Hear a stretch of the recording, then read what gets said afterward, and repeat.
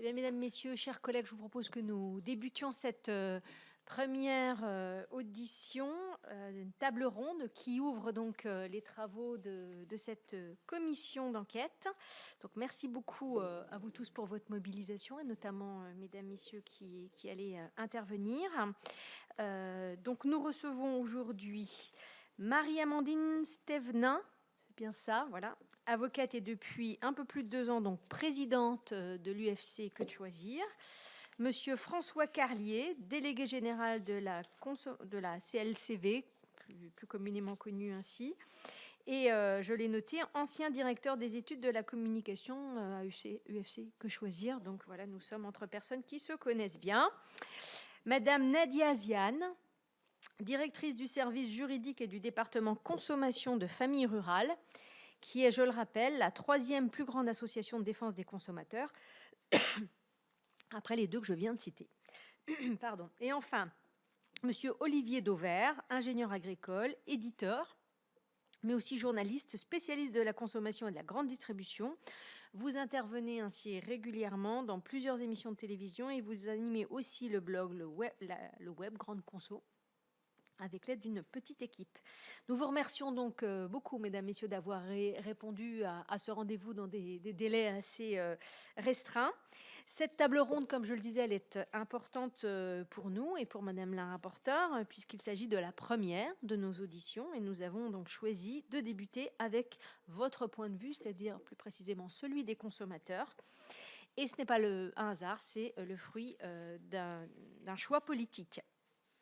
La règle des commissions d'enquête que vous connaissez certainement, elle est de prêter serment avant d'être entendu. Je suis donc tenue de vous rappeler qu'un faux témoignage devant notre commission d'enquête est passible des peines prévues aux articles 434-13, 434-14 et 434-15 du Code pénal. Je vous invite donc à prêter serment et de dire toute la vérité, rien que la vérité, en levant la main droite et en disant « je le jure ». Je le jure. Je vous remercie. Je vous prie par ailleurs préalablement de nous faire part de vos éventuels liens d'intérêt avec un certain nombre d'acteurs économiques qui pourraient, transformateurs, distributeurs ou autres, qui pourraient faire l'objet des débats de notre commission d'enquête. Non, vous nous rassurez, il n'y a pas de lien d'intérêt. Je vous rappelle que le Sénat donc a constitué le 25 novembre dernier cette commission d'enquête sur les marges des industriels et de la grande distribution. Et j'en profite pour vous rappeler que cette commission d'enquête poursuit plusieurs objectifs. Tout d'abord, éclairer les citoyens et la représentation nationale sur la construction des prix dans notre pays, qui demeure opaque malgré les récentes avancées législatives. Deuxièmement, analyser l'influence des acteurs de la chaîne sur le niveau des prix pour le consommateur et leur caractère inflationniste ou non. Et troisièmement, examiner le partage de la valeur tout au long du processus de production et de commercialisation des produits afin de s'assurer de son caractère équitable, durable pour les acteurs de l'économie.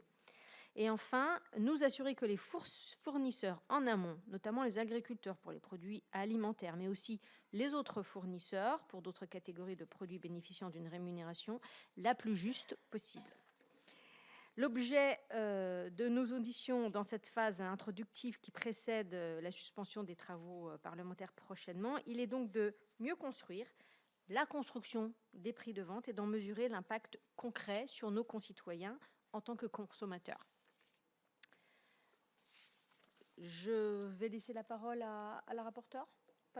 J'ai pas d'autres éléments à préciser.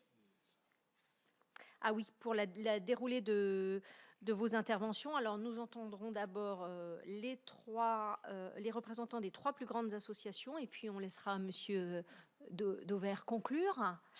Et nous souhaitons bien sûr tout d'abord vous interroger sur la construction des prix de vente au détail. Quelle est selon vous l'influence respective de chacun des acteurs de la chaîne de valeur sur le niveau des prix ? Le rôle de la grande distribution qui est souvent pointé du doigt, qu'en pensez-vous ? Quelle est votre analyse ? Vous pourrez aussi revenir, bien sûr, on l'a évoqué, sur les lois Egalim. Ont-elles, par exemple, permis de réduire l'opacité de la construction des prix ? Je pense en particulier à chaque dispositif issu de ces différentes lois supposé permettre la construction du prix en marche avant. de l'agriculteur ou du producteur jusqu'au distributeur. On pense bien sûr au relèvement du SRP+10, du seuil de revente à perte, ou encore à l'encadrement des promotions, à la sanctuarisation de la matière première agricole, à la prise en compte des indicateurs de référence dans les coûts de production. Voilà quelques thèmes, mais Madame le rapporteur vous interrogera de manière plus précise et complétera bien sûr le périmètre de nos questionnements. Donc l'audition se déroulera en 2 temps. Vous présentez d'abord, si vous le voulez bien, les enjeux majeurs que vous avez identifiés, en particulier en matière donc, de marge et de négociation commerciale, avec un temps d'à peu près 8-10 minutes chacun. Et puis ensuite, nous procéderons à un temps de questions-réponses par Madame la rapporteure et bien sûr par l'ensemble des membres de la commission d'enquête. Si vous en êtes d'accord, on va procéder ainsi. Et je vais donc laisser la parole tout d'abord à Madame Stévenin. Alors, est-ce que vous m'entendez? Bien. Ça devrait aller. Mesdames, Messieurs, déjà, je tiens à vous remercier d'avoir convié l'ensemble des associations de consommateurs pour porter la voix, effectivement, des consommateurs dans un sujet qui les intéresse au plus haut point, qui est celui des marges, puisque c'est eux, évidemment, qui en payent le prix, puisqu'il ne faut pas perdre de vue que tout ce qui est vendu est payé par le consommateur. Je pense qu'il faut faire un bref rappel, si vous me permettez, sur la représentation dans le budget des ménages du poste alimentation. Parce qu'on a tendance à l'oublier, mais c'est le 2e poste après le logement, et ça représente jusqu'à 18% du budget des ménages modestes. Donc on voit que c'est un poste qui est extrêmement important et qui, comme le logement, est un poste qui est contraint. Et malheureusement, on a eu des exemples depuis la crise économique de personnes qui étaient contraintes de faire des choix et qui faisaient le choix de sauter des repas, ce qui n'est pas entendable, je pense, en tout cas pas plus actuellement. Ce qu'on peut constater, nous, dans la construction des prix, déjà, le premier constat qu'on peut faire, c'est qu'il y a eu effectivement une inflation considérable depuis 2020. Donc 2020, Covid, ensuite 2021, 2023, la crise énergétique, la guerre en Ukraine. Sauf que depuis, ces éléments qui pourraient être des éléments conjoncturels, qui expliquaient à un moment, à un instant T, une hausse des prix, ne sont pas des éléments qui nous permettent de constater aujourd'hui un recul des prix. Puisque nous constatons, alors on a pu parfois se satisfaire de l'inflation qui restait moindre, mais je rappelle quand même que quand on a une inflation qui est de 1, 2 ou 3%, alors qu'elle a été de 18% l'année précédente, ça veut dire qu'en réalité, on est sur un plateau et qu'on reste sur un plateau haut. Et donc, on a tendance un peu déjà à le perdre un peu de vue parce que on se dit, bon, ça y est, l'inflation recule. Non, en fait, les prix ne reculent pas. Alors, c'est vrai qu'il y a des prix qui peuvent avoir augmenté, mais on constate par ailleurs qu'il y a des prix qui baissent. Et qui pourtant, je parle des prix sur les marchés mondiaux, et qui pourtant ne se traduisent pas pour le consommateur sur une baisse de prix concrète. Ce qui nous amène à nous interroger. Et il y a un autre élément, je pense, qu'il faut garder en tête, c'est que si vous regardez l'alimentation qui est transformée ou ultra transformée, la matière première agricole, elle n'a va représenter que 10% du coût total. Ça veut bien dire que les coûts se situent complètement ailleurs. Et les coûts se situent où? Les coûts se situent dans les marges, et notamment les marges de la grande distribution. Si vous regardez, il y a des chiffres qui ont été publiés en 2024 par Le Parisien, notamment sur les marges de la grande distribution. Donc si vous regardez un peu ces chiffres-là, vous voyez qu'il y a une politique de marge qui est appliquée et qui vise à faire les marges les plus faibles possibles. Donc on va coller au SRP plus 10%, là, sur des produits transformés, voire ultra transformés, qui vont être des produits d'appel, donc des produits qui vont attirer le client. Donc ça va être de la pâte à tartiner au chocolat, ça va être de la boisson gazeuse au cola, ça va être du camembert. Et sur ces produits-là qui sont très transformés, vous avez une marge qui est vraiment minime. Par contre, vous avez des marges très élevées qui vont être de l'ordre de 30 à 40%, voire plus, sur les autres produits.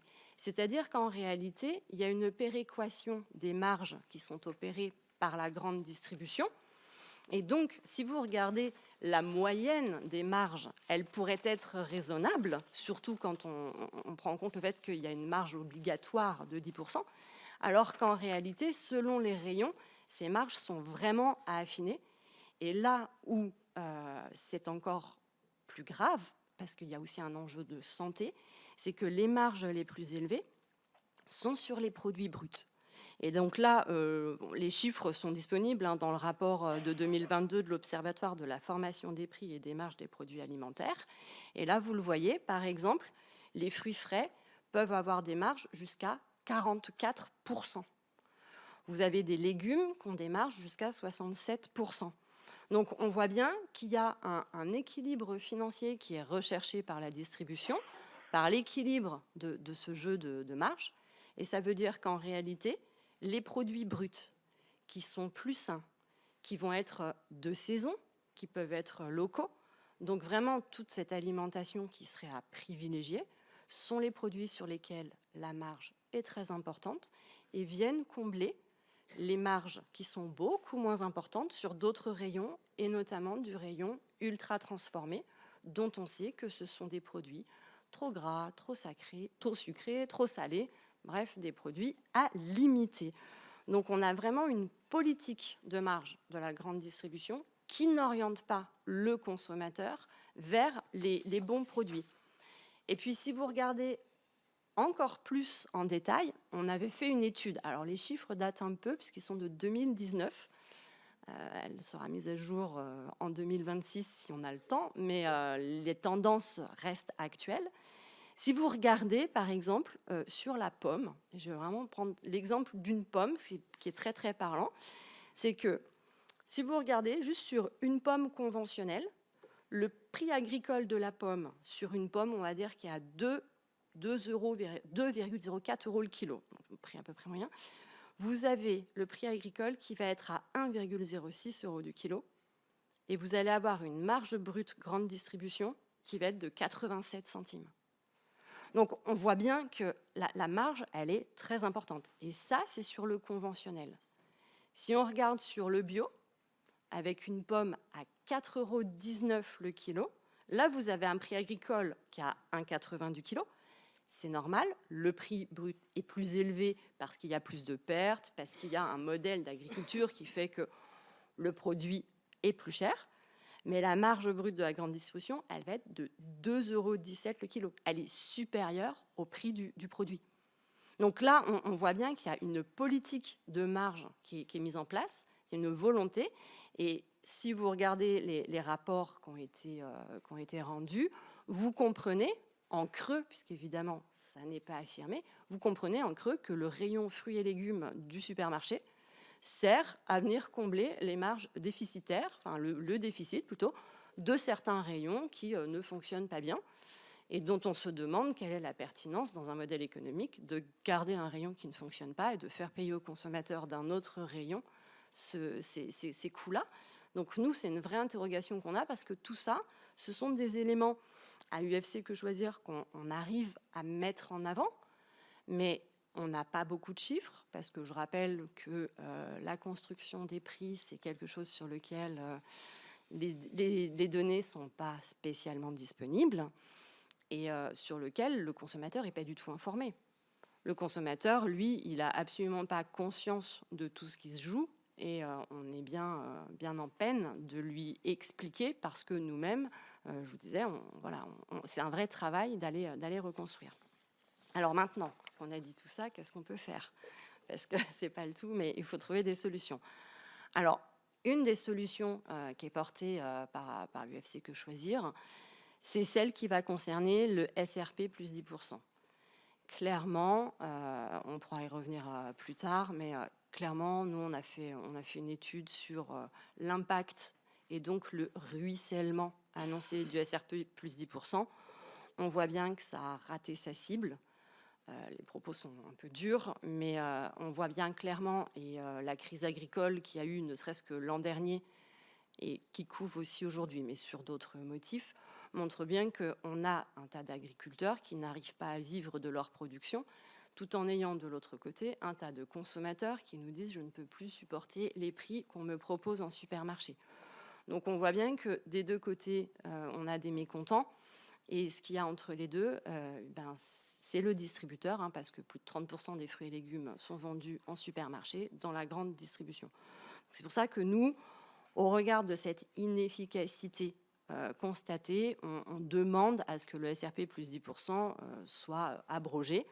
Alors on est bien conscient que c'est peut-être pas à l'ordre du jour, ou en tout cas dans les bonnes idées qui peuvent être retenues en ce moment. Donc, c'est vraiment quelque chose sur lequel on se base. Après, ce qu'il faudrait, et là, je pense, si on pouvait donner quelques indications à la Commission, ce serait voilà, d'aller vraiment obtenir et analyser la constitution des prix de détail et des marges, mais d'aller catégorie par catégorie. C'est-à-dire qu'il y a les produits transformés d'un côté, il y a les produits bruts de l'autre, il y a les produits marques distribution, il y a les petites marques, il y a les grandes marques qui sont nationales et internationales.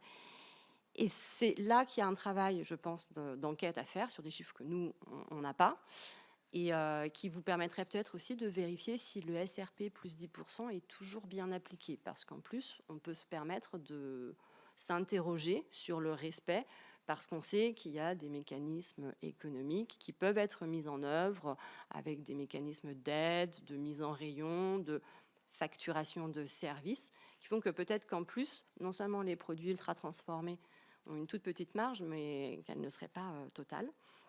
Et puis, sinon, peut-être faire un focus, si vous deviez limiter les études, faire un focus sur cette dichotomie entre les produits les plus sains, les produits dits, voilà, les produits bruts, ceux qui vont être à base de fruits, de légumes, et qui peuvent être intéressants du point de vue sanitaire, le bio notamment, pour aller voir un petit peu ce qui se passe, sur lequel nous, on n'a pas forcément plus de chiffres que ça à vous transmettre. Voilà. Merci beaucoup, madame. En plus, vous avez tenu le temps.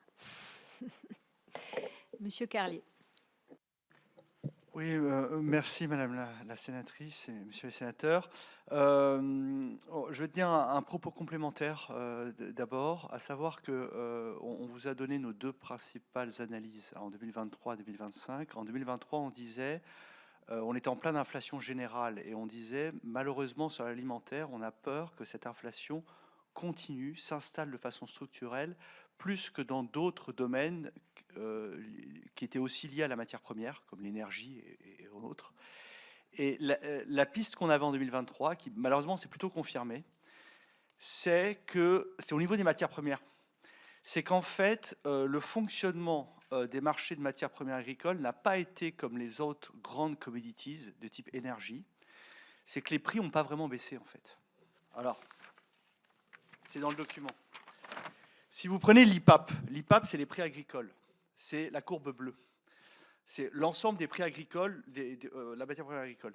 Vous remarquerez qu'il y a eu la grande montée, et ensuite ça a descendu, mais pas beaucoup. Alors qu'en fait, sur les autres grandes commodities de type énergie et compagnie, ça a vraiment baissé. On n'a pas eu cette baisse. Alors, vous remarquerez aussi la courbe rouge, c'est l'IPAMPA pour les amateurs. C'est-à-dire c'est l'ensemble des coûts qu'ont les agriculteurs en termes d'intrants, etc. Au début, la courbe rouge suivait globalement bien. Donc, c'était très tiré par la crise de l'inflation matières premières. C'était une crise aussi d'augmentation des intrants pour les agriculteurs. Donc ça, c'est, vous voyez, jusqu'au pic, c'est ça. Et on voit que là, plus récemment, les intrants, ça a quand même un peu plus diminué, pas beaucoup, mais un peu plus, alors que les prix agricoles restent hauts. Oui. C'est sur quelle période? Alors oui, vous avez raison, 2020-2021, j'ai pas mes lunettes, jusqu'à octobre 2025. Donc c'est vraiment le pas de temps de la décennie. Hein, vous voyez. En fait, ce qui permet de dire, et je tiens à le préciser, les agriculteurs ont beaucoup de difficultés, j'y reviendrai, ils ont beaucoup de difficultés. Je me permets quand même de remettre légèrement en cause l'idée reçue. L'environnement de prix est plutôt bon. Ça, je suis prêt à tenir cette position. L'environnement prix est plutôt bon. Et même quand on voit la disjonction entre la courbe bleue et la courbe rouge, l'environnement de rentabilité d'un point de vue historique, donc d'un point de vue historique, est plutôt bon. Ça, c'est une remise en cause d'idées reçues que je suis prêt à tenir concernant la sphère agricole. Globalement, bien sûr. Ce qui ne veut pas dire qu'il n'y a pas de difficultés. En fait, parce que justement, en allant très vite, cette spécificité matière première, selon nous, tient au fait que les capacités de production agricole en France et en Europe ont diminué. Et assez logiquement, quand vous avez les capacités de production qui diminuent, ça tend le marché et ça monte. La logique de l'offre et de la demande aurait voulu que, quand les prix ont monté très haut, vous l'avez vu, il y ait des nouvelles capacités de production qui se mettent en œuvre, à la limite des agriculteurs qui s'installent, et ça fait baisser les prix, comme il y a eu dans d'autres commodities. Et là, il n'y a pas. Et là, il n'y a pas. On remarquera aussi qu'il y a eu cette chute des prix dans certains domaines, comme les céréales, par exemple, qui ressemble assez bien à l'énergie en termes de grands marchés, de commodities, etc. etc. Par contre, si vous prenez ce qui est vraiment mon gros souci, c'est les viandes et le lait, les prix agricoles sur les viandes et le lait, c'est ça. En fait, c'est que les capacités de production se sont tendues. Alors, je ne vais pas donner d'explication, c'est une autre commission d'enquête et il y aura plein d'avis selon les tendances politiques, etc. là-dessus. Mais factuellement, les capacités de production se sont tendues depuis 20 ans. Et malgré l'augmentation des prix, il n'y a pas un retour de ces capacités de production. Et donc, les prix restent hauts. Et ça, c'est un abîme d'angoisse que nous avons à la CLCV, parce qu'on pense du coup que ces prix très très élevés qu'on a chez le boucher, en gros, vont rester. Bon, en gros, c'est ça. Alors, donc il y a vraiment une réflexion à avoir sur comment on retisse ces capacités de production, parce qu'évidemment, vous voyez, même si l'environnement de prix est élevé, si ces capacités de production ne reviennent pas, c'est qu'il y a une certaine désaffection pour cette activité. Donc c'est qu'il y a bien des raisons, voilà, il y a bien des raisons qui font que c'est dur dans ce secteur. Ce n'est pas nécessairement l'environnement de prix, mais c'est autre chose. Voilà. Alors, après, partant de là, les marges. Alors, les marges, il y a effectivement une problématique de marge. Grosso modo, si vous voulez, sur ce graphique, on a notamment celle-là, là, ici, la marge des industriels. Alors, là, c'est 23, ça, c'est 24. On n'a pas 25. Il y a effectivement un effet un peu de boom-boom en statistique, c'est-à-dire que les prix des matières premières ont beaucoup monté, ici. Donc là, la marge a plutôt baissé, parce qu'ils ont absorbé la hausse, et l'année d'après, ils se sont rattrapés bien comme il faut. C'est ça. Bon, de toute façon, c'est dans notre document. Voilà, c'est dans notre document. En bleu, c'est les industriels. Ouais, en bleu, c'est les industriels, et les distributeurs sont plutôt bas dans le graphique. Bon, alors, je dirais que notre discours là-dessus est nuancé, c'est-à-dire qu'il y a l'environnement de prix élevé au niveau des matières premières a créé probablement des changements de seuil psychologique de prix, c'est-à-dire qu'en fait, on s'est mis en tête que de toute façon, c'est très cher. Alors que bon... Et donc, effectivement, qui ont poussé des comportements, alors d'abord de rattrapage de marge, comme je vous l'ai montré, et ensuite, probablement, alors on va voir si ça tient, c'est ça là où il va falloir, probablement de dire, bon, mais tant qu'à faire, on va avoir des marges élevées, et donc des comportements opportunistes. Ils ne sont peut-être pas ultra élevés. Nous maintenons l'idée que dans globalement le portefeuille du consommateur, c'est cette équation matière première qui est fondamentalement la plus problématique, mais après se greffent des comportements effectivement de prise de marge qui notamment peuvent trouver une raison dans le fait que les secteurs, ces secteurs-là sont plus concentrés qu'on ne le croit souvent. Hein. Il y a beaucoup de marques, mais il y a peu de groupes. Je renvoie quand même à des condamnations de l'autorité de la concurrence autour de ces 10 dernières années dans les domaines de la grande conso, où il y a eu des condamnations classiques d'entente, vraiment l'entente à l'ancienne sur les prix. D'autant plus que comme c'est pas unitairement, c'est pas des prix très élevés, donc en fait, si on s'entend et qu'on entre guillemets on gratte 2 € par achat, personne ne le voit en fait. Hein. C'est ce que montrent bien les enquêtes de l'autorité de la concurrence, mais elles montrent qu'effectivement il y a les prises de marge. Alors là-dessus, j'en viens pour finir à 2 choses. Donc sur le strict aspect marge industriel distributeur, on voit pas trop nous. Hein. Genre, c'est pas, on est prêt à critiquer les distributeurs tout le temps. Hein. Là, on n'a pas trop vu cet aspect-là. On le voit pour les industriels. Ça me paraît plus clair pour les industriels. Là-dessus, bon, effectivement, toutes les dispositions Egalim, SRPP et compagnie, elles ont été prises à un moment où ma courbe démarre à 2020, mais elle n'était pas à 2016, où les prix étaient très bas pour les agriculteurs. Et là, les agriculteurs gagnaient très très mal leur vie.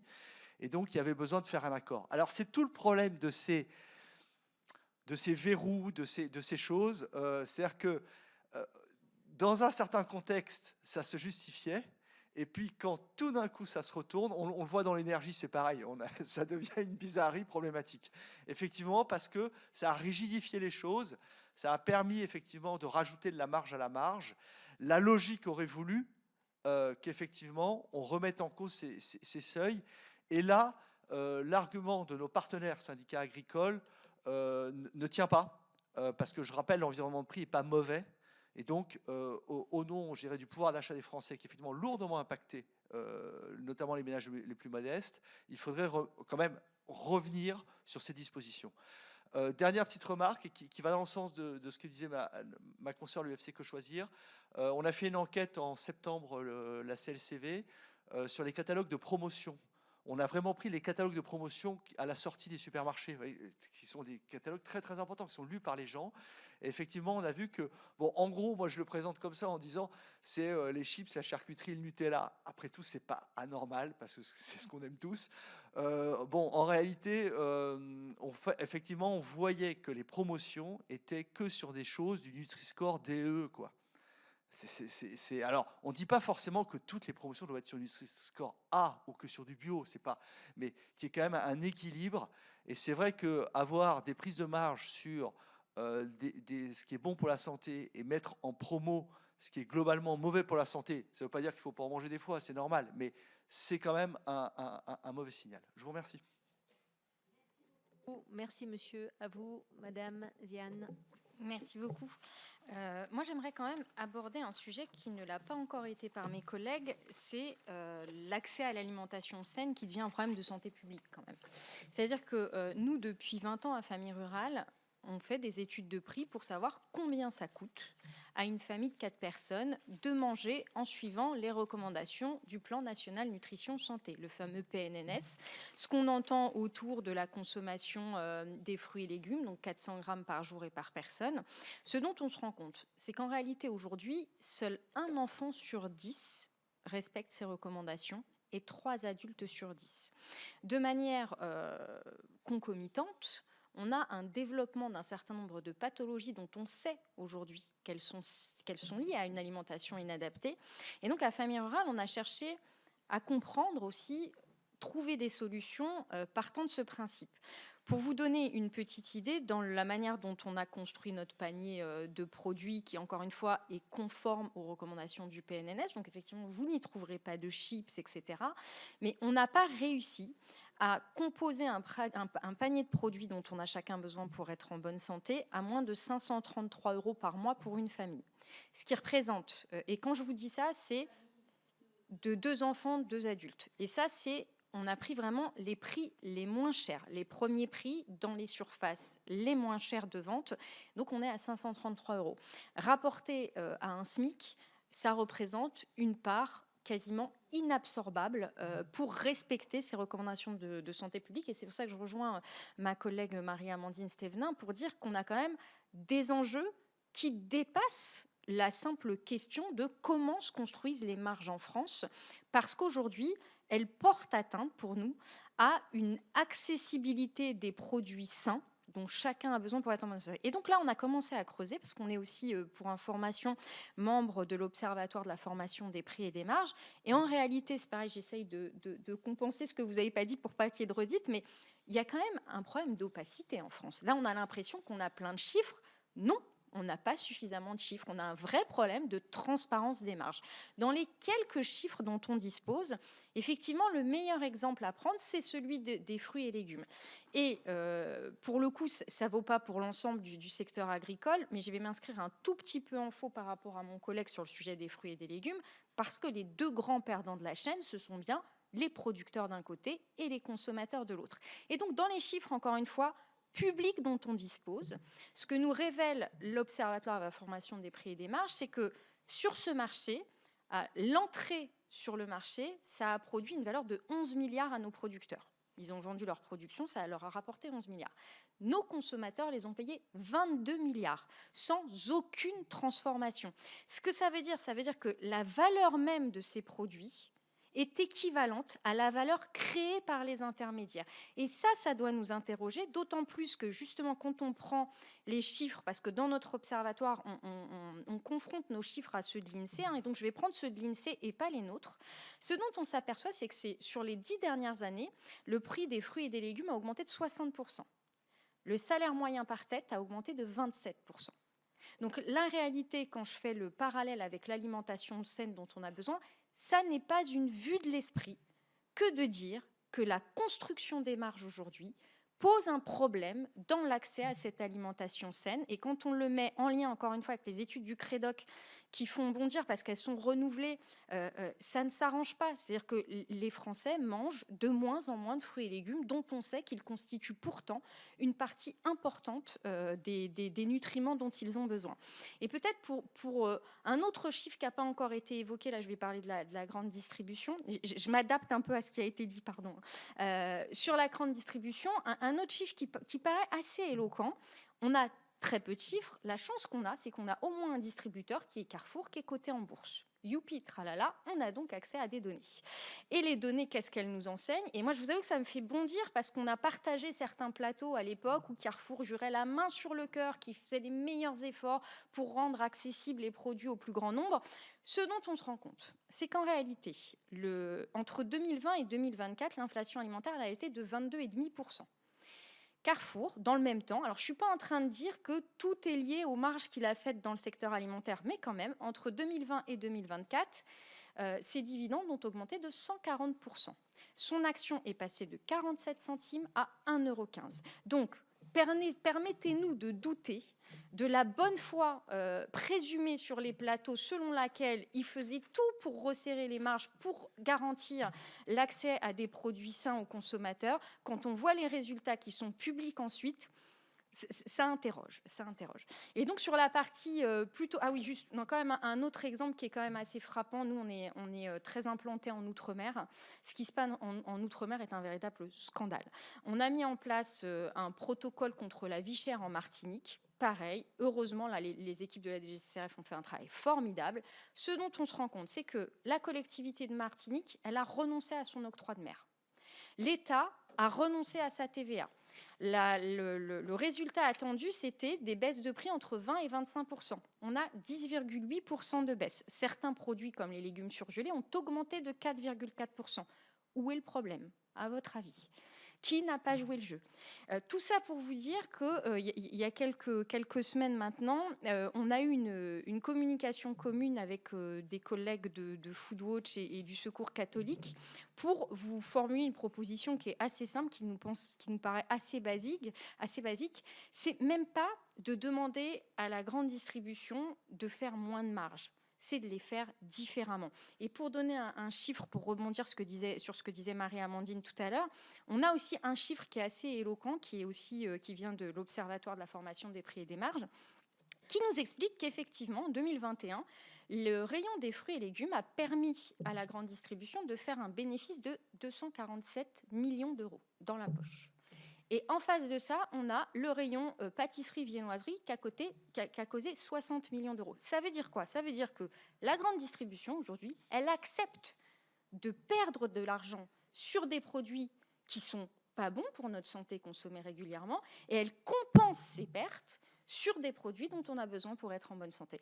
Et ça, pour nous, il y a vraiment une responsabilité collective. On a saisi le ministre du pouvoir d'achat, Serge Papin, qu'on doit rencontrer en janvier du sujet, en lui disant, vous qui connaissez bien le secteur, le temps est peut-être venu de réguler un peu tout ça, en commençant, et là j'en viens à nos propositions, par assurer une plus grande transparence. On a besoin de savoir comment se constituent les marges.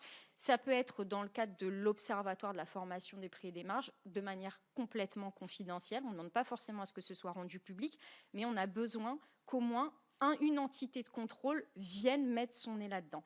Et puis, ce qu'on demande, c'est assez simple. On est assez d'accord avec nos collègues de l'UFC. Il me semble que la CLCV partage sur le SRP+10. Tout ce que ça a permis, c'est une augmentation des prix pour le consommateur.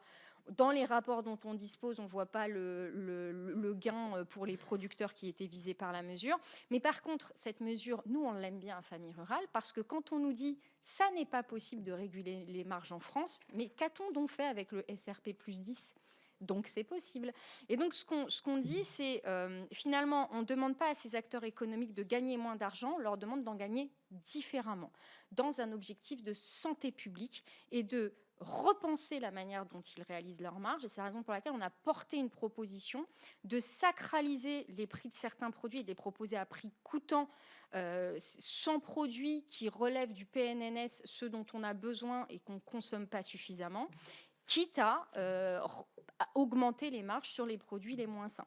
Donc voilà, les deux propositions principales de Famille Rurale aujourd'hui, c'est vraiment de permettre à l'OFPM d'accéder à cette transparence qui fait cruellement défaut aujourd'hui. SRP plus 10, je ne l'avais pas noté, mais naturellement, on est comme nos collègues, il n'a pas servi à grand-chose, si ce n'est à augmenter les prix pour le consommateur. Et puis, proposer une disposition permettant un accès à 100 produits sains recommandés par le PNNS. Il y a énormément de chiffres. Nous, on aime bien prendre les chiffres publics. La DGT chiffrait à 20 milliards d'euros les coûts liés à la prise en charge des soins du fait d'une mauvaise alimentation. Et ça, c'est des vieux chiffres de 2012, on n'en a pas d'autres. D'autres iront jusqu'à 100 milliards. Enfin, la somme est très conséquente parce qu'il y a une vraie corrélation entre ce qu'on mange et les maladies qu'on développe. Et donc, on a une responsabilité collective à permettre l'accès à ces produits sains. Merci. Merci, madame. Et puis, on va conclure avec M. Beauvert. Merci, bonjour à tous. J'ai un gros défaut, je suis un obsédé des faits et pas de les travestir. Donc quand vous dites 10% de ce qu'on achète, c'est la matière première agricole, donc le reste, c'est la marge de la distribution, Madame Stévenin, je ne dis pas que c'est faux, je dis que je fais le parallèle. Un boulanger, la farine pèse moins de 10% de la baguette qu'on achète. Est-ce qu'on en dit pour autant que le problème, c'est la marge du boulanger? Non. Ceci est factuel. Vous parlez, Madame Ziane, du dividende versé par Carrefour.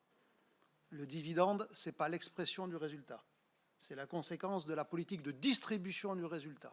Donc j'ai regardé pendant que vous parliez, 2020-2024, les résultats publics, parce que vous avez raison, ils le sont, et c'est super, de Carrefour, résultat opérationnel courant, qui est l'expression la plus aboutie de l'exploitation des magasins, sur la même période, il est passé de 2 milliards 173 millions, je ne dis pas que c'est rien, hein, qu'on s'entende bien, hein, 2 milliards 173 millions à 2 milliards 213 millions, zéro d'évolution. Donc on ne peut pas prendre le dividende de l'évolution, dont je ne dis pas qu'il est faux, je dis juste que c'est une version partielle de présenter les marges. Parce que dans l'absolu, si je voulais tordre la réalité, je vous dirais par exemple qu'en 2000, la valeur de Carrefour, l'action Carrefour en bourse, elle valait 100 €. Aujourd'hui, elle vaut, le savez-vous, 13 €. En 25 ans, la valeur de Carrefour a été divisée par 6. Mais si je dis ça, je tords un peu la réalité, comme si je voulais vous faire pleurer sur le sort de Carrefour, ce que je n'ai pas envie de faire non plus. Je veux juste mettre des faits et pas des appréciations. Je comprends l'idée que l'inflation alimentaire soit un problème parce qu'elle l'est socialement, puisqu'elle a été injuste. Sur la période que l'on a vécue, de 2022, 23, 24, les prix moyens sur l'INSEE ont progressé de 12% sur la période, les salaires de 12% aussi à quelque chose près, c'est pour ça qu'on n'a pas eu de recul de pouvoir d'achat, mais l'inflation alimentaire spécifiquement, sur la même période, a été de 25%. Donc, les familles pour lesquelles la part de l'alimentaire est le plus important, c'est souvent les familles modestes, ont été davantage victimes de l'inflation, et c'est pour ça qu'on a ce ressenti que je ne conteste évidemment pas, et que ça pose un problème social, l'évolution des prix alimentaires. Ensuite, on a le sujet du fait que les prix ne baissent pas, en tous les cas, pas à proportion des évolutions éventuelles de matières premières. M. Carlier a remis un peu de cartésien pour dire qu'effectivement, les matières premières avaient baissé, mais pas autant qu'elles avaient monté. Donc déjà, dans l'absolu, ce n'est pas étonnant que les prix ne rebaissent pas. Et puis ensuite, il faut comprendre, à mes yeux, qu'il y a des effets de cliquet sur certains sujets sur lesquels on ne revient pas. Évidemment que la composante salaire, qui est dans les prix que l'on achète, que ce soit le prix en usine ou le prix en magasin, on ne baissera pas. Et puis après, parce que moi je suis là ici pour défendre strictement personne, juste pour vous faire part de mes analyses et du fait que ça fait 35 ans que je m'intéresse à ce sujet-là, sans être un distributeur ou un industriel, juste un observateur. Vous avez dans tous les produits de consommation ce qu'on appelle un prix d'acceptation. Le prix que l'on paye en rayon, il est une subtile alchimie entre l'expression du coût de production et ce que les marques ont vu comme étant un prix acceptable aux yeux du consommateur. Quand aujourd'hui, à cause de l'inflation du cacao, la tablette de chocolat, elle vaut plus de 2 €, alors qu'elle pourrait valoir peut-être que 1,75 €. On est dans une économie libérale. Je ne vous dis pas que c'est bien, je fais juste avec les règles du jeu sur lesquelles on a un bulletin de vote régulièrement pour les changer si on n'est pas d'accord, nous, citoyens. Ben, les marques, effectivement, elles considèrent que si le client a accepté de payer 2 € le prix de sa tablette parce qu'il y avait des raisons pour la mettre à 2 €, ben on va tenter de continuer à lui faire payer 2 €. En vous disant ça, je fais preuve peut-être de cynisme aux yeux de certains, juste je vous décode des réalités de mécanismes économiques sur lesquels vous n'êtes pas naïfs, enfin je l'espère. Parce qu'espérer que les prix baissent à proportion, c'est faire malheureusement preuve d'un peu d'utopie. Ça, c'est sur les hausses et les baisses de prix. Après, il y a le sujet qui nous anime beaucoup et qui va vous animer, ce sont les marges. Bon. Moi, je m'inscris en faux sur une idée qui consisterait à dire que, par principe, les distributeurs, puisqu'on parle d'eux sur le sujet, font de la prise de marge sur les produits qui sont sains. Ce n'est pas une volonté, ce n'est pas une cause, c'est une conséquence. Et il faut comprendre pourquoi, avant d'aller se dire, il n'y aurait qu'à dire que sur les produits sains, il n'y a pas de marge, ou il y a du prix coûtant, ou il y a un encadrement. En tant que tel, pourquoi pas? Le politique et sa grandeur, c'est de prendre des décisions. Mais à un moment donné, nous, on est là pour les éclairer. Les distributeurs prennent beaucoup plus de marge sur les fruits et légumes, si on prend le cas des fruits et légumes et des produits frais traditionnels en général, dans lesquels on peut mettre boucherie, poissonnerie, fromage, sans aucun problème. Mais puisqu'on parle du fruits et légumes, oui, vous avez totalement raison, c'est le rayon sur lequel un distributeur se refait la cerise, sans aucun mot. C'est la réalité. Il n'y a pas un distributeur sincère qui passera ici, qui pourra, en ayant levé la main, vous dire que le rayon fruits et légumes, ce n'est pas celui sur lequel il se refait la cerise. Pourquoi? Parce qu'un compte d'exploitation d'un magasin, c'est une péréquation. Mais de la même manière que quand vous êtes un artisan boulanger, vous faites une péréquation entre tout ce que vous vendez. Ou quand vous êtes un abattoir de porc, vous faites une péréquation entre les morceaux qui sont les plus demandés, mais en petite quantité, le filet mignon, comme par hasard, et ceux sur lesquels on en a plus, mais que personne ne veut, c'est les avants et c'est l'épaule, par exemple, qui sont bradés. La péréquation, elle est partout dans l'économie. Moi qui suis aujourd'hui dans le monde des médias, vous imaginez bien que les prix des publicités ne sont pas vendus exactement au même tarif en fonction de l'horaire de diffusion ou même en fonction du taux de remplissage de la grille. On appelle ça le yield management. Dans un avion ou dans un train, personne n'a payé le même prix, c'est en fonction du remplissage. Ça s'appelle l'offre et la demande. C'est une péréquation. Je veux dire, la péréquation, il faut accepter l'idée qu'elle est partout.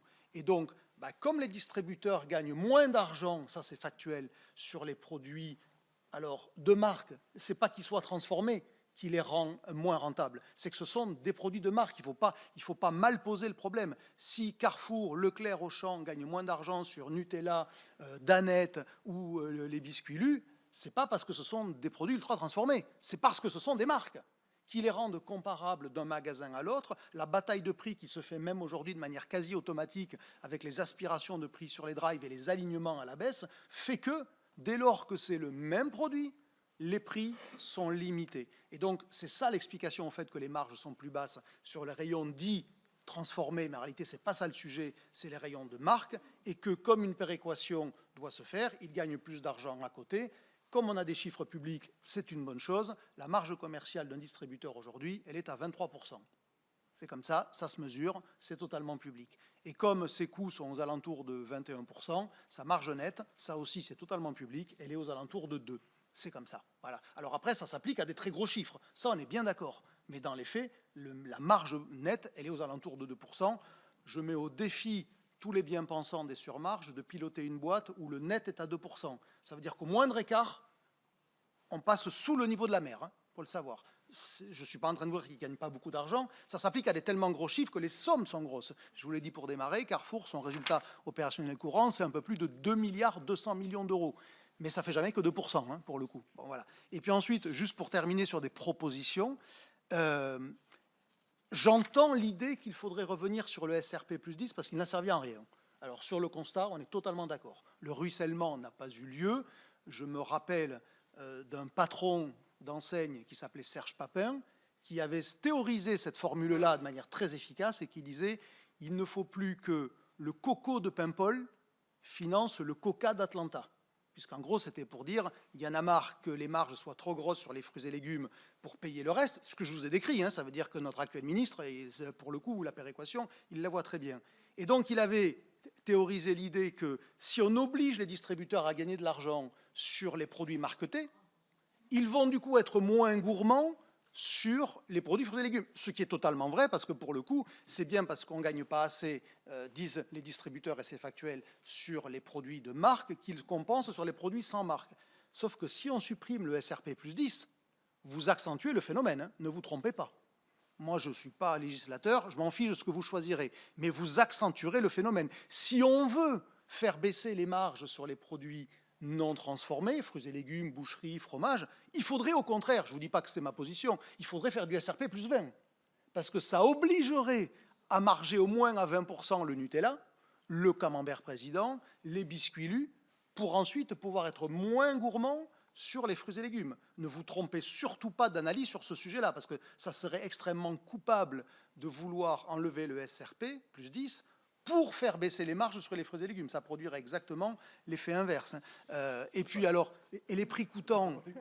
Non, mais c'est factuel tout ça. Excusez-moi. Non, mais je pense que ici, je suis le mec qui voit la distribution de plus de l'intérieur que n'importe qui depuis 35 ans. Donc je peux vous parler d'un contexte de distributeur. C'est un peu mon métier. Donc, oui, mais c'est un fait. C'est un fait. Si vous faites tomber le SRP plus 10, vous augmentez le besoin de marge sur les produits qui peuvent le supporter. C'est comme ça. Et puis après, au sein même des fruits et légumes, vous avez dans la péréquation un autre problème, c'est le high-low permanent sur les prix. La semaine dernière, par exemple, une enseigne Intermarché qui vend dans le même magasin, et c'était national, des pommes à 4 € le kilo, c'est hors de prix des pommes à 4 € le kilo, on est en cœur de saison, et qui dans le même temps fait une promo nationale aussi sur les kiwis, 1,98 € les 6, ça fait 33 centimes. Là, pour le coup, c'est vraiment pas cher. Et là, c'est la bulle, hein, c'est 0% de marge. Hein. Et donc, vous voyez, en fait, en plus, il y a ce high-low permanent, mais qui illustre bien la péréquation comme stratégie commerciale. On peut le condamner, mais c'est comme ça. Et ma proposition, s'il fallait en donner une, ça serait sur quelques marchés un peu symboliques, d'aller vers l'affiche, le lait, enfin, les produits laitiers où la composante matière première est très simple à identifier. C'est-à-dire quand vous achetez du fromage blanc, la composante matière première principale, c'est de très très loin le lait. Quand vous achetez une brique de lait, c'est évidemment du lait. C'est d'aller vers l'affichage du prix payé producteur. Il se trouve qu'à titre bénévole, personnel, d'engagement, je suis administrateur de C'est qui le patron. Pourquoi peut-on vendre un lait à 1,27 € au consommateur, ce qui est hors de prix, hein, c'est le plus haut niveau, 1,27 €, parce qu'on le paye 540 € la tonne aux éleveurs, et qu'il y a bien une corrélation entre le prix payé éleveur et le prix payé par le consommateur. Et on pourrait imaginer, sur quelques marchés comme ça, pour tenter de mettre à l'esprit le lien qu'il y a entre le prix payé consommateur et le prix payé éleveur. On ne peut pas le faire sur tout, ça c'est une usine à gaz. Mais sur quelques produits où la composante matière première est très identifiée et très forte, ça pourrait se faire. Merci beaucoup de ces échanges. La parole à Madame la rapporteure. Bien, tout d'abord, je voudrais vous remercier tous les quatre et puis saluer également les sénateurs et sénatrices qui sont présents ici.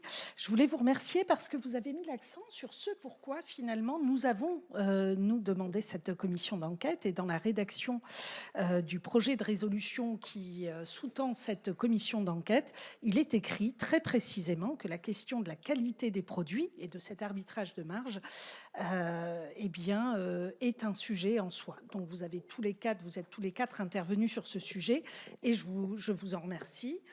Vous avez effectivement, Madame Stévenin, évoqué la question des produits bio, qui pour moi aussi est un sujet important. Bien sûr, il y a l'ensemble des fruits et légumes, et particulièrement ce petit segment de fruits et légumes bio, qui sont également encore plus surmargés, si je peux m'exprimer ainsi. Donc vous avez mis l'accent sur ce point-là. Nous avons souhaité vous auditionner pour commencer, parce que c'est bien l'avis du consommateur qui nous intéresse en premier lieu, l'avis du consommateur. Alors pour vous, du consommateur, pour nous, du citoyen qui doit se nourrir et qui donc consomme, mais c'est bien ça qui est intéressant. D'un côté, avoir des citoyens qui trouvent qu'ils payent trop cher, de l'autre côté, avoir des agriculteurs qui trouvent qu'ils ne sont pas assez payés. Et donc, que se passe-t-il au milieu ? Y a-t-il des abus? Ce sont des questions que nous posons. Nous n'avons pas la réponse, et c'est bien en auditionnant les uns et les autres que nous cherchons les réponses. Donc vous avez déjà répondu à de nombreuses questions que je ne vous reposerai pas, puisqu'elles étaient bien notées sur ma liste, donc je les barre. J'aurais aimé vous en poser quelques autres. J'aurais aimé savoir si, par exemple, vous soutenez les uns et les autres l'idée d'un encadrement ou d'un plafonnement des marges de distributeurs sur certains produits, pas sur certains produits, sur l'ensemble des produits. Est-ce que cette question d'encadrement, par exemple, vous qui représentez les consommateurs, est un sujet que vous avez déjà évoqué, ou en tout cas qui vous semble être une solution? J'aurais également aimé que vous puissiez nous répondre sur le rôle que vous jouez, vous, en tant que représentant des consommateurs, ou que peuvent jouer les consommateurs sur la question des marges. Vous avez commencé à le dire, Monsieur Dauvert, sur l'affichage, qui est aussi une manière d'informer le consommateur et donc de lui faire jouer un rôle. Y a-t-il d'autres manières de faire intervenir le consommateur dans cette construction des prix et dans cette, j'allais presque dire, dans cette négociation qui s'opère? Ça, c'est ma deuxième question. Ma troisième question portera sur les lois Egalim. On a parlé effectivement du SRP plus 10. Je voulais quand même que vous précisiez si vous considérez que la rémunération des agriculteurs et des producteurs a été bénéficiaire avec ces lois Egalim, et que vous puissiez nous exprimer cet élément. J'aurais également aimé que vous nous disiez si vous savez de quelle manière ces lois Egalim sont contournées, si elles le sont, elles ne le sont peut-être pas, et comment améliorer les contrôles. Et puis, je vous interroge tout particulièrement sur cette période que nous sommes en train de vivre en ce moment, qui est la période de Noël, une très grande période de consommation. Y a-t-il en ce moment une inflation spécifique, des augmentations de prix, des augmentations de marge qui sont liées à cette période de consommation plus importante? Voilà les premières questions que j'avais à vous poser. Alors, on va vous laisser la parole, mesdames, messieurs. Ensuite, la parole sera donnée à nos collègues. Donc, préparez vos questions, mais une fois qu'on aura entendu la réponse de nos invités. Qui souhaite répondre? Je vous en prie, Monsieur Carlier. Alors, d'abord, la rémunération des agriculteurs, je le répète, au niveau du prix, globalement, en fait, on peut... et je dis ça avec une parfaite empathie pour le milieu agricole. On peut difficilement faire globalement mieux que ce qu'il y a eu ces dernières années en termes de prix. Il y a quelques filières, effectivement, dans quelques filières fruitières où c'est un peu bas, mais sinon, fondamentalement, notamment, il ne faut pas oublier l'agriculture, c'est beaucoup l'élevage, c'est de très loin, on peut difficilement faire mieux. Bon, et ça, je veux dire, il faut s'y faire, quoi. Bon, voilà, donc c'est dit, et comme j'ai dit, on est prêt à le tenir. Bon. Juste excusez-moi de m'interrompre, mais c'est dans ce que vous avez dit, et moi je rejoins, c'est davantage lié à la baisse de la production qu'à l'impact. C'est ce que j'ai dit. C'est-à-dire que effectivement, et la baisse de la production montre qu'il y a des problèmes dans l'agriculture, et des problèmes sérieux, mais c'est pas l'environnement de prix. Et donc, je veux dire, mettre en place des mesures pour qu'il y ait une meilleure rémunération des agriculteurs, enfin, à travers les prix, je vois pas. Pour moi, il n'y a pas lieu. C'est aussi simple que ça, il n'y a pas lieu. Pas au niveau des prix. Autre chose, je veux bien, mais pas au niveau des prix. Deuxièmement, sur l'encadrement des marges. Je suis suffisamment ancien dans ce secteur pour avoir vécu la période d'inflation 2007-2009 et la mise en place de l'Observatoire des marges. Et en fait, ce que je vais vous dire, c'est que d'un point de vue analytique, en fait, le problème, c'est que ce type d'observatoire, d'abord, c'est la marge brute. Et regarde la marge brute. Ce qu'on fait dans les documents que je vous ai envoyés, on tricote tranquillement sur la marge brute, ça c'est facile.